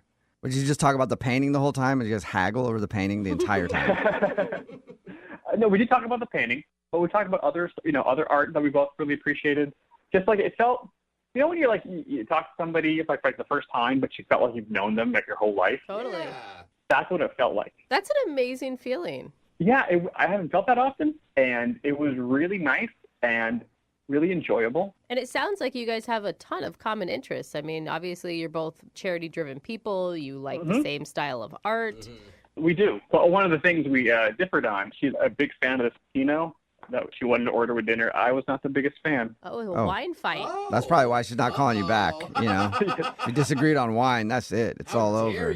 By the way, you guys sound like the two richest people going out. Like, we like the same art, but the wine, it's not going to work. Yes.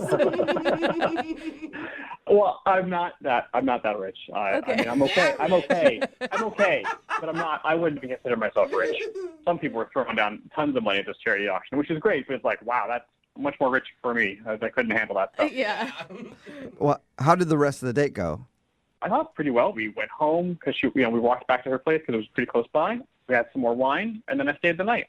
So it That really sounds like well. a successful date. Yeah, I thought so too. Did you guys hook up? Yes, we did. Oh, okay. That was your respectful way of saying it. I stayed the night. What was it like the next morning? That's the thing. When we woke up, her demeanor completely changed. She basically rushed me out of the house.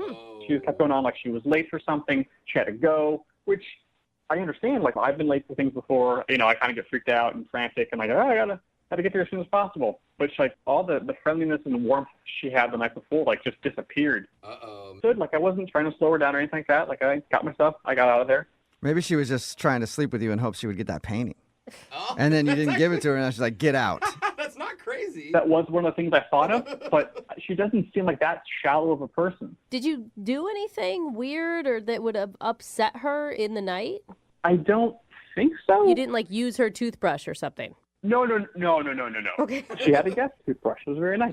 But no, I didn't do anything creepy or weird or untoward. Maybe that's the problem. Maybe that's what she wanted. Do you think I should have done more weird stuff with her? Oh, yeah. Go as freaky as you want on date one. You know what I mean? Yeah, dude. All out kinky. Then you know. Oh, my gosh. Like, you don't want to try stuff later on after you guys already have too many feelings involved. Don't listen to their advice. Yeah, no, I've never done that before, so Okay. I wouldn't even know how to push that envelope. Uh-huh. Have you guys really talked at all since you guys hooked up? I'm not really. No, I sent her 3 texts, kind of, keeping it friendly and warm. Like, had a good time, love to hang out again. But like, she's only written back, thanks. Ooh, that's cold. Yeah, that's a bad review probably for how things went that night. Not even a thank you. Yeah. Wow. All right. Well, play a song, then come back and call her and get your second date update, okay? Cool. Thank you. All right, hang on. Moving 92.5. Brooke and Jubal in the mornings. Second date update. If you're just tuning in to today's second date update, Josh is on the phone and he wants to call a girl named Camden. They actually met at a charity art auction. They were bidding on the same painting. He ended up winning it, but that struck up a conversation and they went to dinner and actually ended up hooking up. But the next morning, she rushed him out of her place and he hasn't been able to talk to her since. Hey, Josh? Yep. Have you seen that painting in the last couple days?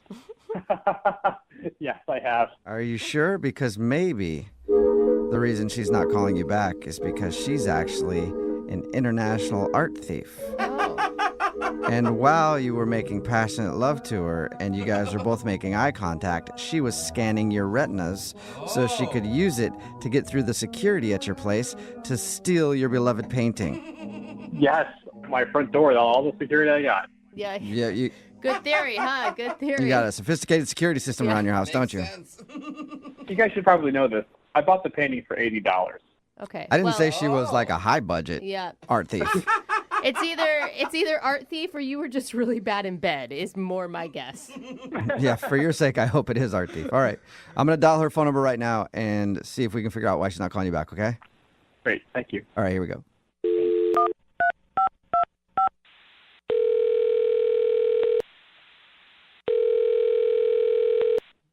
Hello, Hi, I was looking for Camden. this is Camden. Camden, how are you? This is Jubal from Brooke and Jubal in the morning. Who? Jubal from Brooke and Jubal in the morning. It's a radio show. Oh. Okay, How are you? How are you doing today? I'm fine. You're a radio show? I am a person Mm-hmm. who has feelings and hair. I'm not a radio show, I can confirm he has but hair. I do work on a radio show. Yes. Okay, why are you calling me? Well, I'm calling you today because we do a segment on our show called the Second Date Update. Have you ever heard of that? No. Okay. Well, it's where if you go out on a date with somebody and then end up blowing them off after, they can email us to get you on the phone and find out why. And you recently met a dude named Josh at a charity auction. Oh, okay. Okay. And Josh yeah. sent us an email. He told us about the evening you hung out. Not all the details, although if you're down to share all the details, I'd love to know. But he told us about hanging out with you, and he says that, the next morning after you guys hooked up and everything, you rushed him out of the house and haven't talked to him since, and he's wondering why. Oh, my God. He seriously called you? Yeah. Yep. Should it be obvious to him why you're not calling him back? You'd think, but I don't know. You don't really know people, I guess, until you've spent the night with them, and then you learn a lot, and it was just bad, and I don't know. That's such a good question. If he knows why, I don't want to talk to him anymore. And if he doesn't, that's almost scarier than if he did. Okay. Whoa. So do you mind telling us then? Because if he doesn't know, he should probably know, right? I mean, it's so personal, but I just don't. he did something that even if we had been like married for decades is something I would still not do myself, and I would sure hope whoever I was with wouldn't do it either. Wait, he did it when you guys were in the throes of passion? No, it was after we were together. What did he do? God, it's so gross. Really? He went into the bathroom after we were done, and he didn't close the door. What? Like, he was just in there, like, doing his business. Like, and we're not talking number one, okay? We're talking Wait, he sat down for a toozy with the door open? He most definitely did. And I could hear and see and, yes, smell everything that was happening. Totally disgusting. I've just met this person, you know, and we were on, like, you know, a first date, first staying the night moment. Yeah. And he immediately reverts to this behavior. So just absolutely the most unromantic, gross thing. And then it got worse because he did not wash his hands afterwards. And I know. Did you tell him to get back into that bathroom? Go back to that sink right now. You just wiped.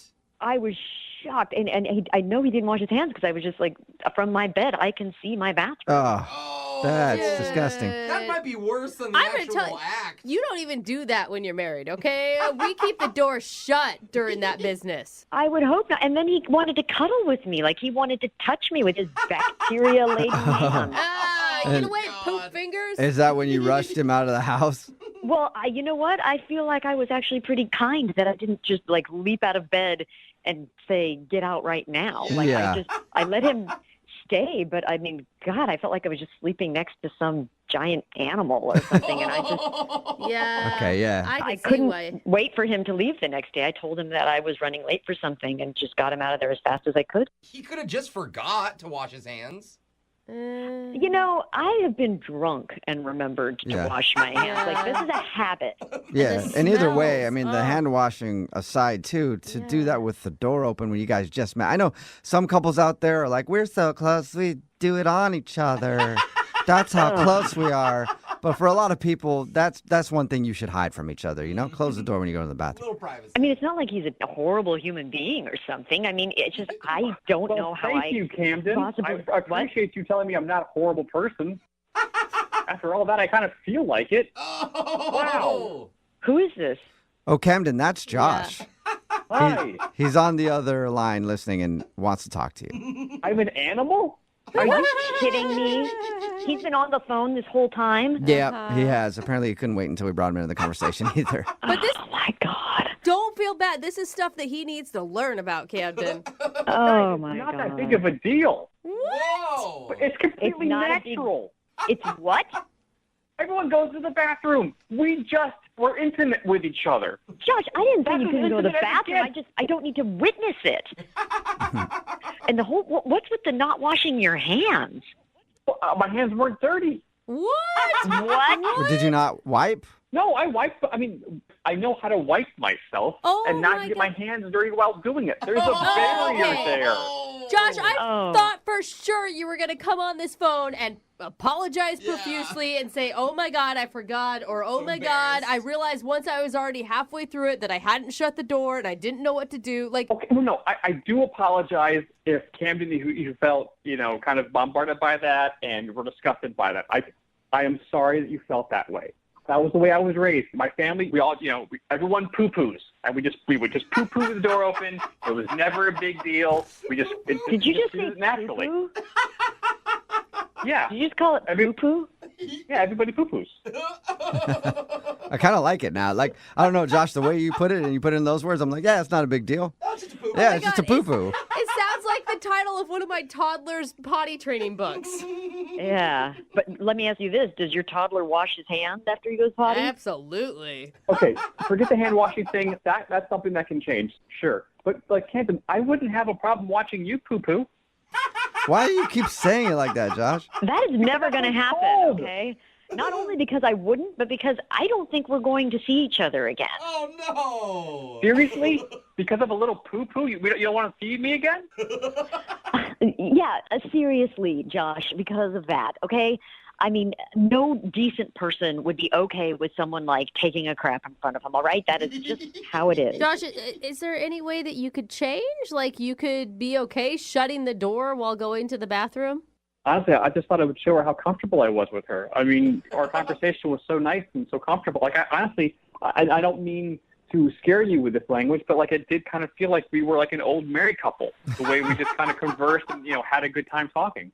Well, I think you fast-forwarded the relationship pretty far, and let's just fast-forward it to when maybe one of us is dead and, we're not together anymore. Camden, you literally can't come back from this. I mean, you really liked this guy all the way up until that moment. Like, what if he promises to never do it again and to always shut the door in your presence? Because I kind of am worried about what else is going to come out of this. You know what I'm saying? Like that he really is just like, look, this is just how it is. This is how my family is. Like, what other things do they do? Do they drink off the milk carton right out of the fridge? What other habits are going to unfold in this scenario? And that he's going to just be like, what?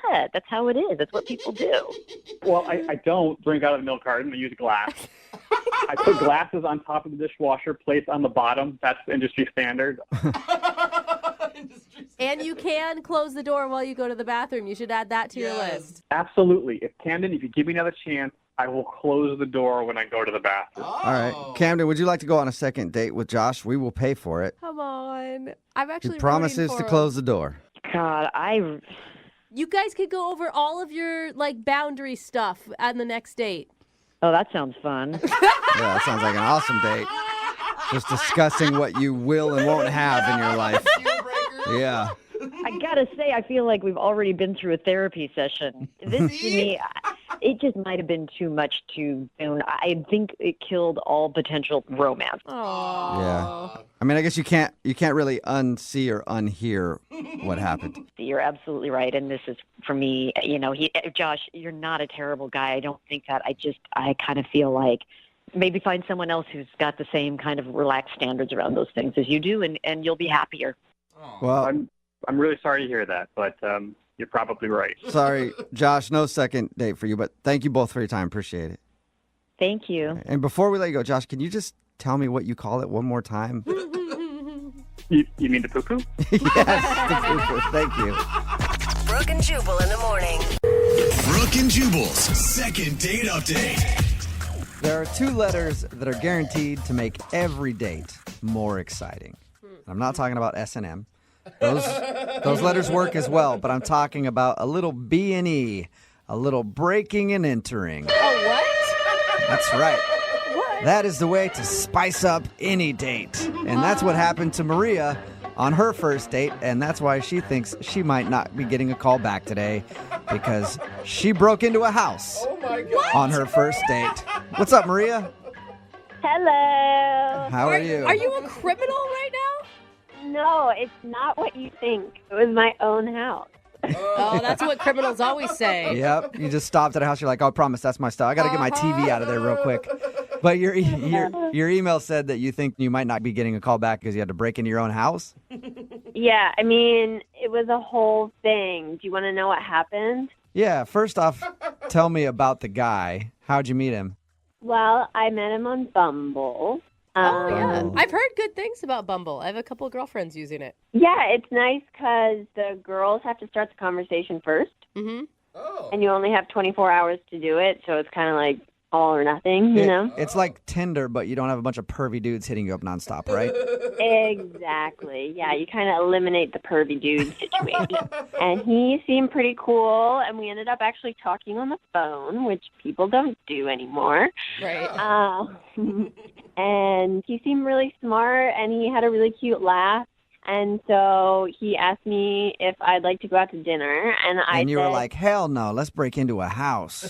That sounds way more fun. Yeah, I actually offered that, but he was like, nah, I'd rather not. Yeah. So you guys agreed to go out to dinner. How'd that go? Well, he came to my house to pick me up, Mm-hmm. and I got out to the car, and I realized that I didn't have my keys. Oh, no. That's a worse feeling. So this is where the breaking and entering comes in. Is your house easy to break into? Oh, no, of course not. So I walked up hoping that the door would be open still, but I'd locked the handle. And we tried all the windows, tried all the doors, and we ended up having to break one of the windows to get in. What? How long did this take you? It was a little over an hour. Jeez. That's a great start to your date. Why did you have to do it right then? Why didn't you say, like, hey, I'll call a locksmith, let's go out, have our dinner, and then when we get back, maybe we can schedule a locksmith to meet us? Well, yeah, when you say it that way, it sounds really smart, but for some reason that's just not what we did. It's just one of those moments you're like, screw it, we got to get in there right now. Break a window. Right, yeah. Did you break the window or did he break the window? He broke the window. Like a gentleman does. Right, he found a rock and chucked it at the window and broke it. Oh, my gosh. So did you end up getting into the house after the broken window? Please tell me you did. Yes, thankfully my cat was okay. She wasn't anywhere near the window. And then, it was really dangerous, but he climbed in the window then. Oh, man. Yeah, really sweet and nice of him to do. Here's the best part, though, guys. He got in, and he unlocked the door, and I got in, and then I spent 15 minutes searching the house, only to realize that my keys were in my purse the whole time. Are you serious? That sucks. You didn't dump your purse out before you spent over an hour trying to break into your own house? I mean, I swear I looked in there 2 or 3 times, and they were not there. What was his reaction to that? I mean, I just kind of tried to play it off. It was funny, right? That's funny.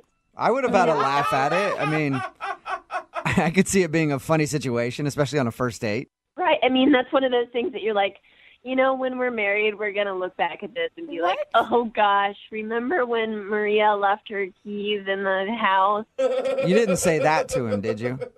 No, I didn't. Okay. I just said, oh, gosh, sorry. Yeah, it'll be cool. Because I was going to say, if you drop the married thing on him, that might be the reason he's not getting back to you. No, I swear I didn't use the word marriage. Okay. So were you able to salvage the day at all?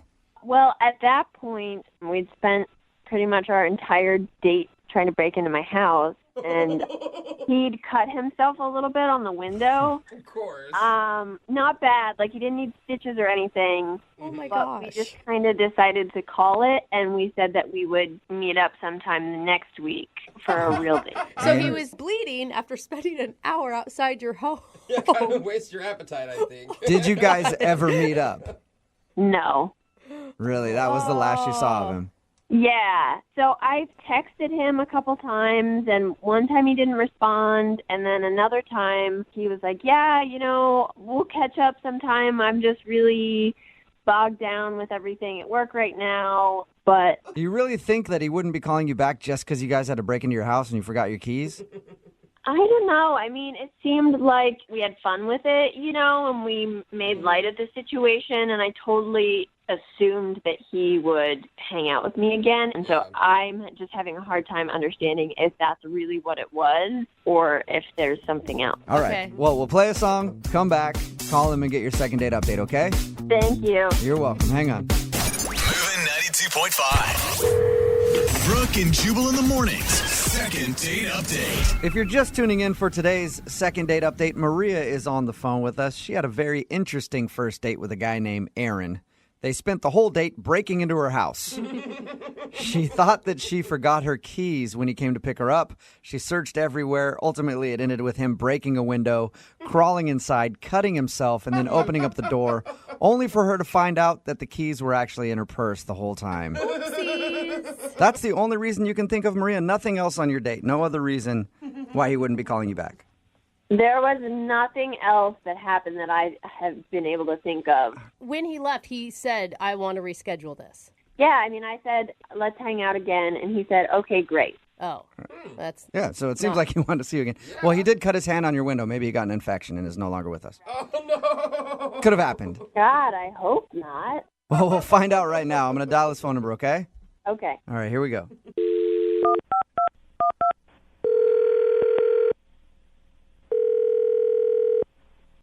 Hello. Hi, I'm looking for Aaron. Yeah, that's me. Who's this? Hey, what's up, Aaron? How are you? This is Jubal from Brooke and Jubal in the Morning. From who? Jubal from Brooke and Jubal in the Morning. It's a radio show. Oh, okay, yeah. So you've heard of the show? Yeah, I've heard of it. Okay. Have you ever heard of the segment we do called the Second Date Update? No, sorry. Oh, that's okay. You're going to get very familiar with it because you're a part of a Second Date Update now. What? It's a segment we do on our show where if you go out on a date with somebody and then end up not calling them back afterwards, they email us to see if we can get you on the phone and ask what went wrong. So a girl named Maria emailed us about you. Oh, okay. Oh, that's the excited voice, right? Yeah. She told us a little bit about your date. Didn't sound like much of a date, just breaking into her house basically when you came to pick her up. Oh my God. Yeah, that did happen. But she also said that you're not calling her back, and at the end of that experience, you guys had sort of made plans to go out again. Yeah. Yeah, it just doesn't seem like it's really a great fit. You know, like it seems like I don't know. I don't want to be mean, but it just seems like it would be kind of hard to actually date her. Oh, why is that? I don't know. It feels like we're on different levels. If that makes any sense. Is it because you had to break into her house because she forgot her keys that were actually in her purse? No, it's not that at all. That was actually pretty great. I don't get to break a lot of windows. That was really fun. Oh, so you did think that part, well, the only part really of your whole date, you had a good time with her. Yeah. If every girl wanted me to break into her house, I would totally be fine with that. That's a fun adventure. Yeah. Okay. Seems like an exciting time.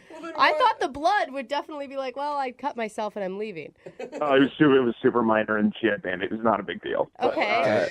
So then what's the reason that you're not calling her back? Why don't you feel like you're on the same level or whatever you said? Well, so while we were around, like, one of the sides of her house trying to find a window to get into, we were talking. We were trying to have, like, salvage a date out of this. Right. And this is the first time we've talked in person, so we were chatting, and you're having like first date get to know me conversation over trying to jimmy a window open to get into a house.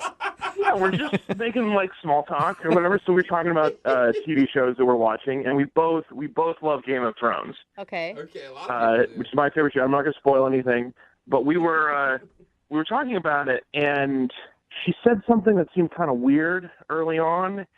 She just said, it's weird that 1,000 years ago people had to worry about getting eaten by dragons.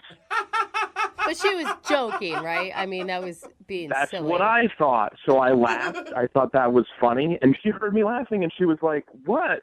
Dragons are bad. Just like that. Just like that. Okay, So still she thought funny, dragons were real. At this point, I don't know what she's thinking. Is this some sort of, is she messing with me? Is this like some test? Like, will you break a window? Do you think that I think dragons are real? Like, it's all some elaborate first date test, you know? And so I don't know. So I'm like, I'm sort of feeling it out, and I laugh, and I think we're having an okay time. Mm-hmm. And she keeps talking about like what this time period would have been like to live in, not this universe, this time period. She actually said Game of Thrones is my favorite period piece. So maybe she just used the wrong wording. Like, there's no way she actually thinks it's like a reenactment from real life. As far as I can tell, like, she doesn't think like there were cameras there, obviously. Like, she thinks it's like based on a true story, like that. No. But then she got into like how it's weird that wizards and witches just like aren't around as much anymore. Like they sort of disappeared. At any time did you explain to her that Game of Thrones is made up and it's not a documentary? Look, man, if she thinks that's true, then I don't want to break her heart. I don't want to crush her and tell her about the terrible world. And if she's messing with me, I don't want to admit that I'm fooled. There's no win situation. Yeah, I guess you're screwed. Hey, Aaron, I do want to let you know, though, that you might have crushed her. What do you mean?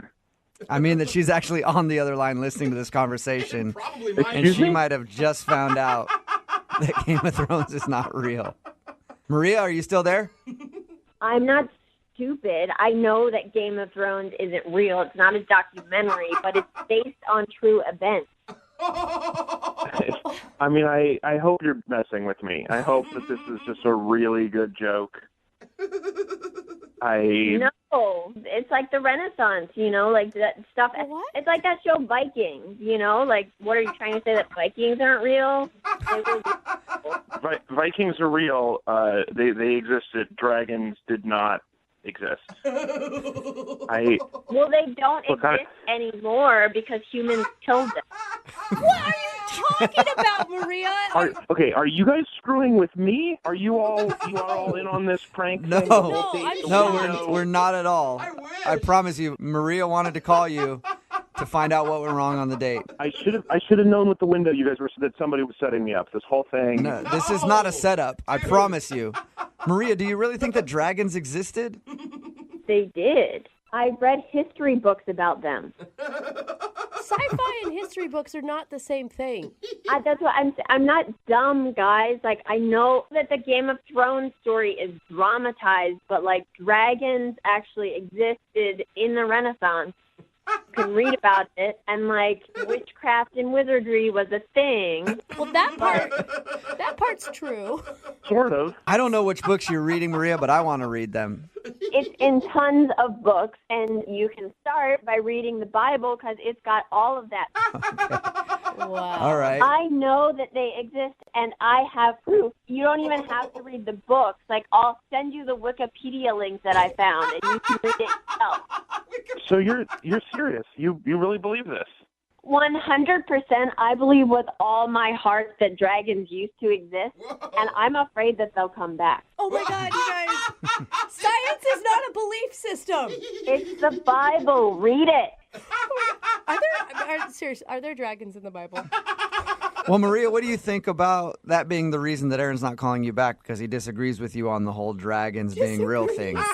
I don't like the tone of this whole thing because it feels like everyone's making fun of me, but Aaron is the ignorant one.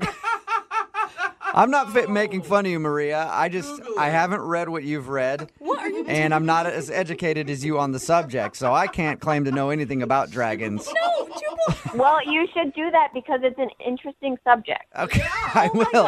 At this point, I would like to ask Aaron, though, real quick. Aaron, would you like to go on a second date with Maria? We will pay for it. I mean, at this point, I don't know if she wants to go on a second date with me, but I'm kind of curious where this goes. Are you being serious? Hear that, Maria? You want to go out with her again? She's fun. Dude. You know what? Like, I'm up for it. Like, you only get one chance in life to have this kind of fun, right? Oh, my God. Maria, would you like to go out with Aaron again? Yeah. You guys can hash out the whole Game of Thrones thing in person. If Aaron is open to hearing me out and reading my books, then yes, I would consider going out with him again. Yes. Aaron, can you promise to go into this next date with Maria with an open mind about dragons? Absolutely. Oh, wonderful. Congratulations, Maria. You got your second date. We did it. I love you guys. Thank you so much. No, Maria, thank you. Thank you for today's phone call. That was awesome. Brooke and Jubal in the morning. Brooke and Jubal's second date update. Embarrassing or not embarrassing having your mom hook you up with a date? Embarrassing. Embarrassing? My mom has the worst taste in men ever. Even more embarrassing if it's at a restaurant and you didn't want her to do it and she did it anyway? What? Yeah. That's exactly what happened to our second dater today. Pete, what's up, Pete? Hey, man, how you guys doing? Pretty good. So you were at a restaurant and your mom ended up asking a girl out for you. How'd that work? We were out at lunch, and there's just this, like, super hot girl kind of sitting alone, and I guess my mom just noticed that I was watching her, and she said to me, she was like, go ask her out. She's beautiful. Like, you guys would look great together. And I said, Ma, you can't just walk up on a girl who's sitting alone. I didn't know she was waiting for someone, too. You know what I mean? Like, Right. just don't walk up on them. I think my mom followed her to the bathroom, Oh, but my they're in the God. restroom, and my mom gave her my phone number and my email. That's funny. Pete, are you more embarrassed that your mom asked this girl out or that your mom has got more game than you do? Like, seriously, dude. I personally feel I'm pretty gameful, but I just wasn't in that moment. No, I wasn't Yeah. going to walk up on her. All right. I understand, Pete, because you're hanging out with your mom. I wouldn't really want to Yeah. hit on other people while I'm hanging out with my parents. Yeah, I'd you feel know, weird about I go to that. lunch with my mom once a month. It just didn't seem right. Yeah, you walk up like, hey, see that old chick I'm with? I'm not banging her. I'm interested in doing that with you. That's my mom. It'd be gross if I did that. But you and I could do that. It may work. So the girl decided to go out with you. She did. We went to Green Lake. Okay. And, you know, it was like a beautiful day. And since I know literally nothing about her other than her name and email and phone number, that we would, you know, walk around the lake and we could get to know each other. That's great. So how did the lake walk go?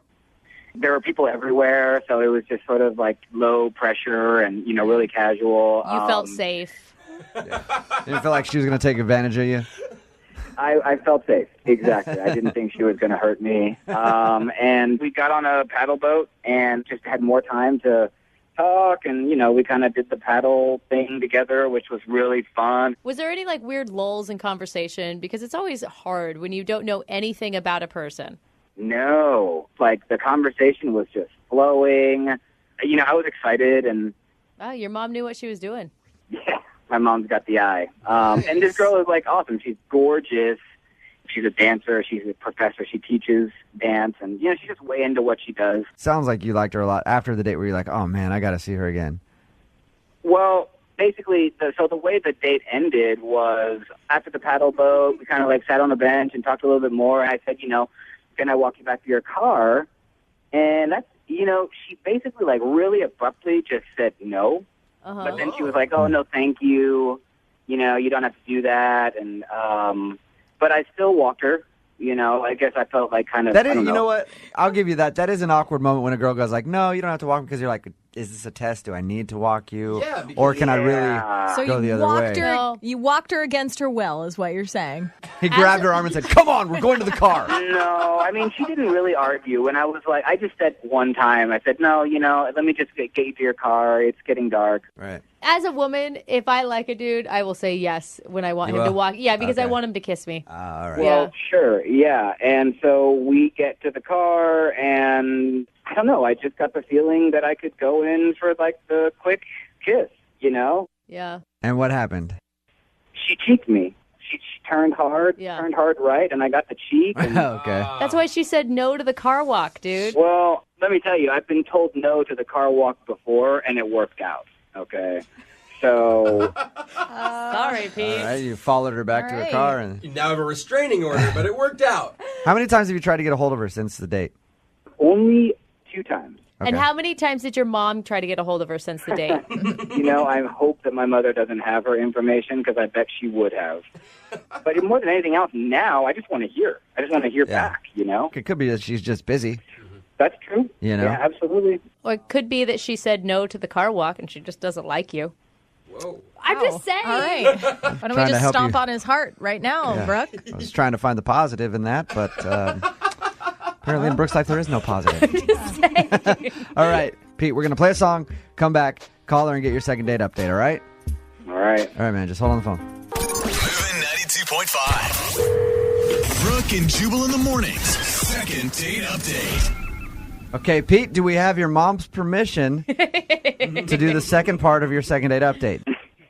Yes, you have my mother's permission. If you weren't listening to the first part of the second date update, Pete's mom actually set him up with a girl named Laura, and they went on a date, walked around Green Lake. When he walked her to her car, he went in for the kiss. She turned her head and would not let him kiss her. We're going to call her right now. Do it.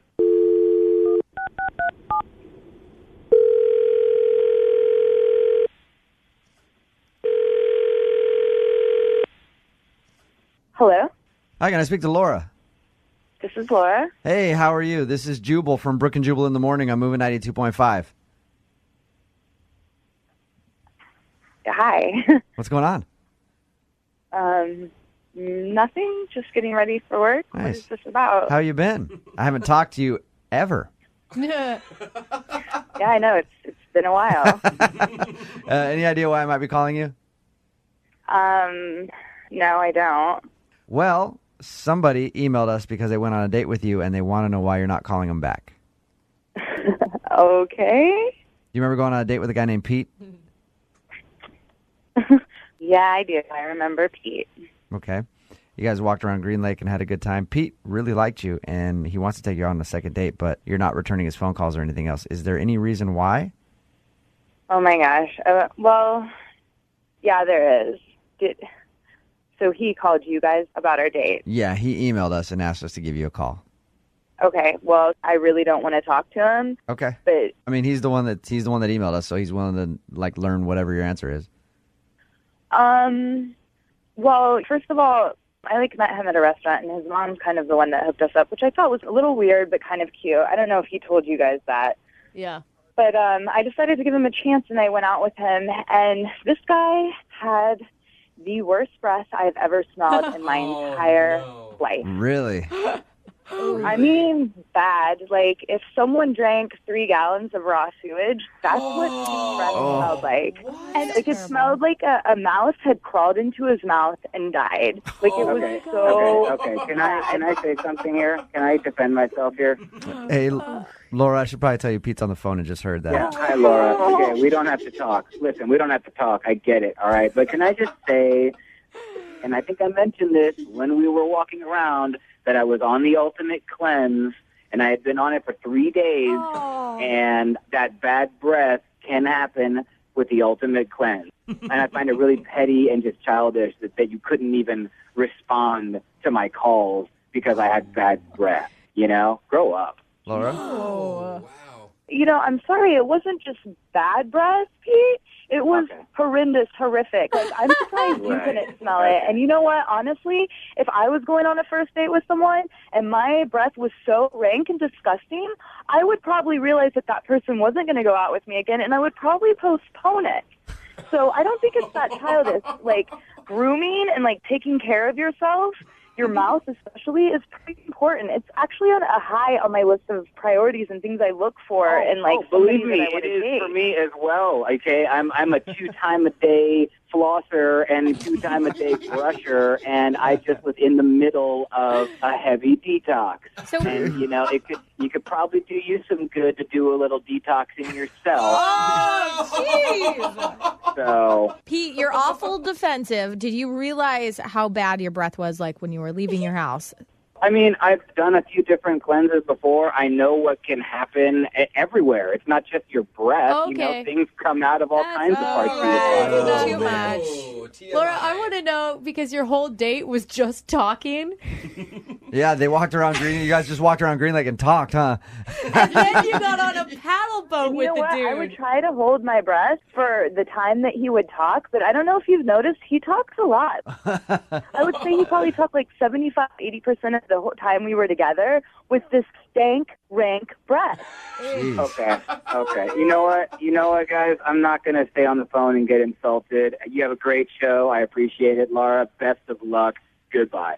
Whoa. Pete. Okay, Pete's gone. Someone's panties are in You know a what? That's wad. fine. I could smell him through the phone anyway. Gross. Hey.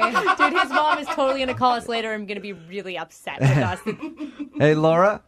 Yeah? Thanks for your time. I appreciate it. Pete's gone now.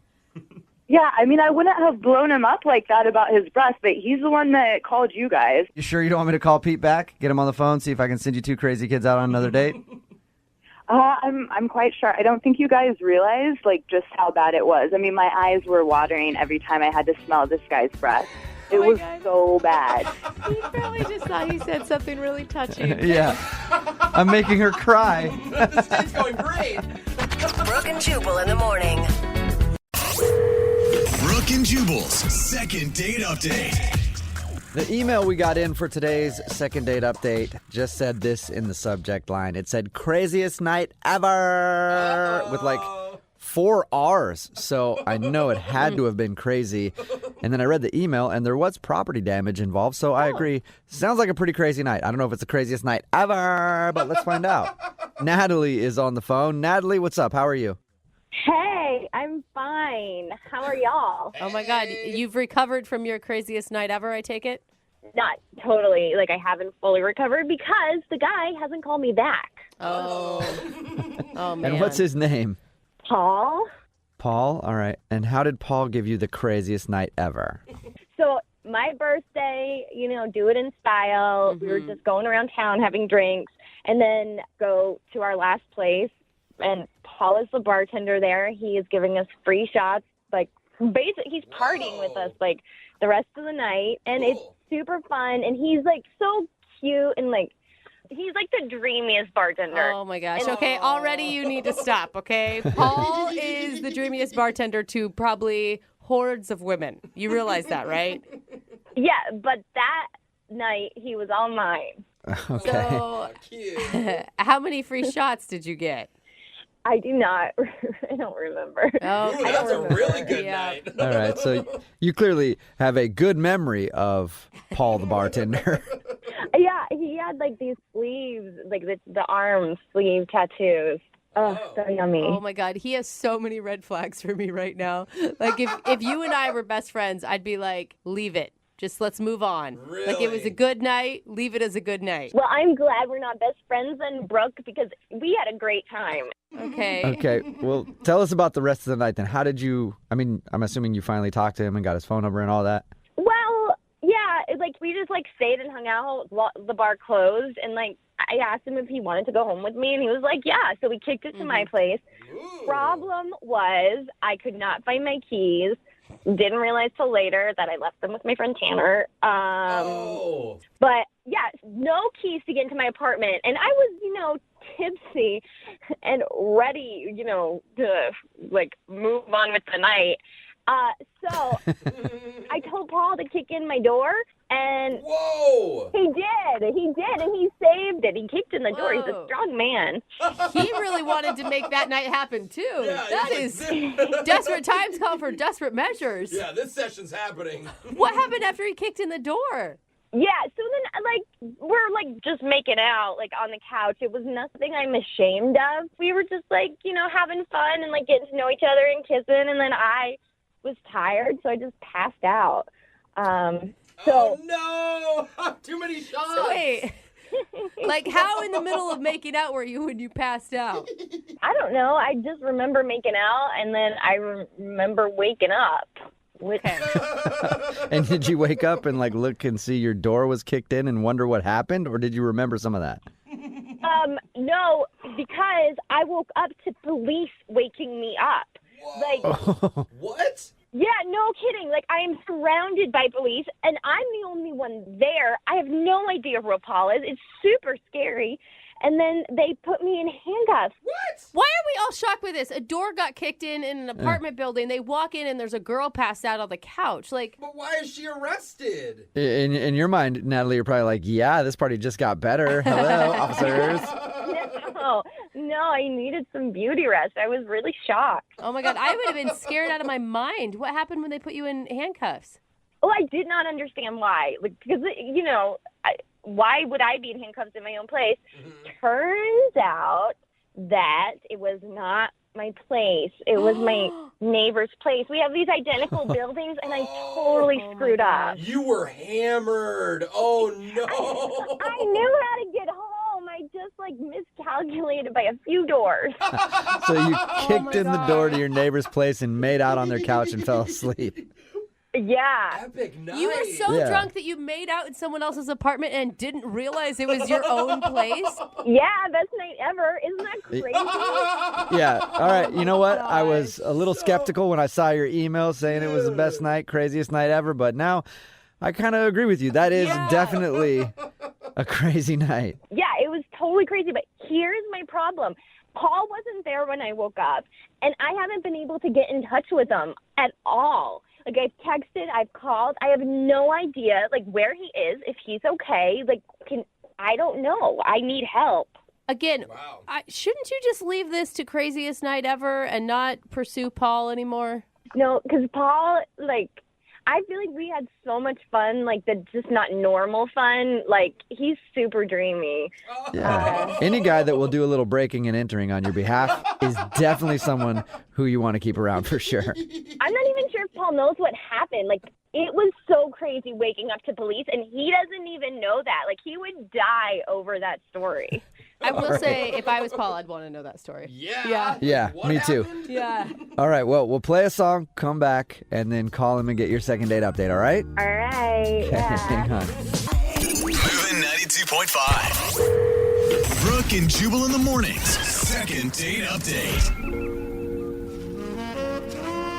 You know, some ladies like a little TLC when it comes to relationships. But Natalie's on the phone, and Natalie's the type of woman that prefers a little B&E. That's breaking and entering. Natalie can't get enough because that's how she spent her first date with the guy she wants to call today. His name is Paul, and she met Paul while she was out partying for her birthday. He's a bartender, and they went back to her place after the clubs closed down. Only problem is, it wasn't her place, and she was so drunk she didn't know that. It was right next door, I guess. Looks similar. But she had him kick in the door, and then they made out on the couch, and she passed out. When she woke up, she was in handcuffs for breaking into her neighbor's house. And now she can't get him on the phone to find out why he won't call her back. All right, Natalie, you ready? Yeah, I want to know. You're both so cheerful after a recap like that. All right, cool. So I'm excited. you got arrested for breaking down your neighbor's door because you thought it was your house. No big deal. I'm super excited about it. Best night ever. Exactly. Do you think that, I mean, outside of the whole cop situation and the door breaking down, do you think that you did something embarrassing while you were drunk? I really don't think so. I mean, I'm pretty fun drunk. Yeah. And I still claim that I was tipsy, you know? Like, it was fun. Okay. I was tipsy. You still claim that you were tipsy, I was- although you went to the wrong house, had him break down the door because you couldn't get in, and then didn't even remember when he left or going to bed or anything. Okay, fine. I was extra tipsy. I was E.T. Oh, you were hammered, All right. but whatever. Okay, I'm going to dial his phone number right now and see if we can get him on the phone. Here we go. Yay.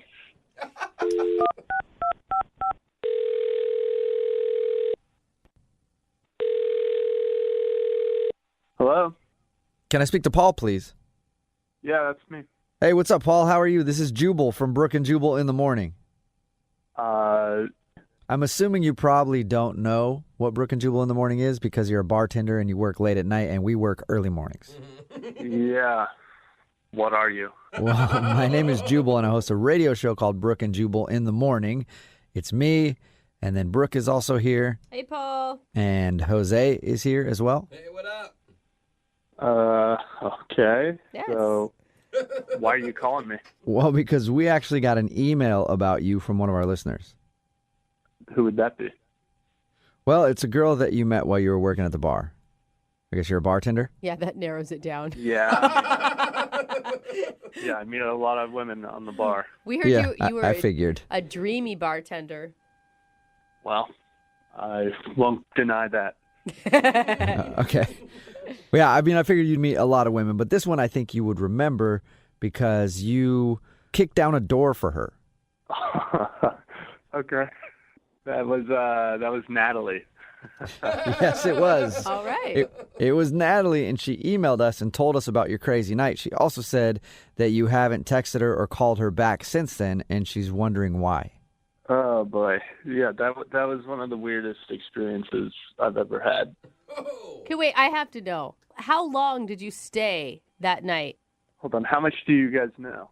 Well, we know that she was pretty hammered, and then you guys went back to her place, and she didn't have her keys, so she had you kick the door in, and then you made out on the couch before she fell asleep. That's all she told us. Yep. Okay. Well, yeah, it was going great. Everything, the date was fine, and she was pretty drunk, but, I mean, we made out, and that was it, and she passed out on the couch, so I put a blanket over her, and I left the apartment, and then in the morning, which was like 2-3 hours later, I checked back in on her with some coffee and a bagel because I knew she'd be pretty hungover. That's really nice of you. Well, thank you. I guess I am a dreamboat. Yeah. I'm like, maybe that may be the most shocking part of this whole thing to me. Yeah. So what'd you find? I'm outside the place with the coffee, and there's a ton of cops, and I'm asking this girl next to me, like, what happened? And she says that apparently someone broke into one of the apartments the night before. And you're like, oh, I think I know who that was. Yeah, that was me. So as soon as I heard what happened, I'm knowing like, okay, they're all looking for me, so I probably shouldn't speak up or say anything about this. Yeah. So I just hung out and drank that coffee outside. And, Just to see what would happen next? yeah, well, actually, I was chatting with the girl who told me the story, and she was actually pretty good looking, and we hit it off pretty nicely, and I haven't said anything about that night to anyone until right now. Wait. Oh. You were hitting on the girl? Well, she was kind of hitting on me a little more, but yeah, we chatted outside for a bit, and we're still hanging out. We're still seeing each other. And she doesn't know the story? That's awesome. Yeah, does she have any idea? And so you've never told her that you were the one that kicked in that door? No, I was just a passerby on the street. Just checking it out. Yeah. Coffee and bagel in hand. And now you're dating someone that lives in the same building as Natalie. Yeah, pretty crazy, right? Oh my God, it got crazier. Yeah. Man, Natalie, I don't think is going to take this well. Well, I wasn't planning on telling her. Yeah, but unfortunately you kind of did because Natalie's actually on the other line listening and wants to talk to you. Come on. She is. Yeah. Oh, I can't believe this. Holy she's really there? Oh my God, I thought you were kidding. Nope. Sorry. I know you wish I was. Well, we're talking to some other girl. Who is it? Because I know just about everybody in my complex. Who is it? And they are not cute. Who is All it, right, Paul? I'm not getting them in trouble too. Look, you don't need to freak out. We're not even dating. You're not my girlfriend. Freaking out. I just wonder you can't even call me back. What's the big deal? Send me a text. You were so drunk I didn't even know you'd remember me. Okay, I was tipsy and we had so much fun. Hold on. No, you fell asleep while we were making out. Yeah, because I felt really comfortable with you. That's what it was. Oh my God. That was the best line you maybe have said this whole time, Natalie. You felt so comfortable that you fell asleep mid-kiss. What's the big deal? It was my birthday. We spent my birthday together. That was special. Oh. It was so crazy. I literally was put in handcuffs. You would have died. Well, actually, I did see you in those handcuffs when they were walking you out of the building. But I don't know. I was having a pretty good conversation. Oh, that's cold. What does she have that I don't have? Really, put us head to head. What does she have that I don't? Exactly. Can't even think of it. She hasn't fallen asleep while making out yet. Oh my God, you were just as tipsy. We did shots together. I will say, Paul, I mean, you must have liked her if you were going to bring her a bagel and coffee for recovery time. We had fun. I'll admit that, yeah. Are you exclusive with this new girl, or is it just still in the casual dating phase? We're figuring it out. Well, let's figure it out, too. I mean, isn't all this kind of weird for you, hearing that I talk with this other girl and everything? You really want to see me again? Yeah, I do. I mean, whatever. Life is life. Things happen. But I think we had something. And I just want to have more fun with you. Yeah, we did.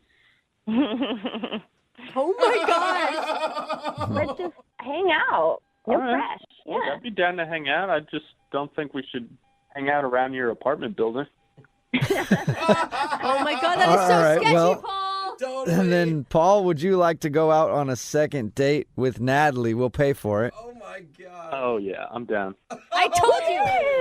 I knew it. I knew it. Red flags everywhere. We're going to have some fun. Yeah, great. I mean, I'm down. Again, though, not around your apartment. Oh, my God. Paul, is this because you broke down the door or because of the other girl? A little bit of both. Yeah. Brooke and Jubal in the morning. Text in at 78592 that says, well, that's going to end badly. It's Brooke and Jubal in the morning. Talking about today's second date update. If you missed it, Natalie wanted to call this dude Paul. He's a hot bartender. And they met up one night while he was working and then went back to her place and she was hammered and didn't have her keys. So he kicked in the door for her.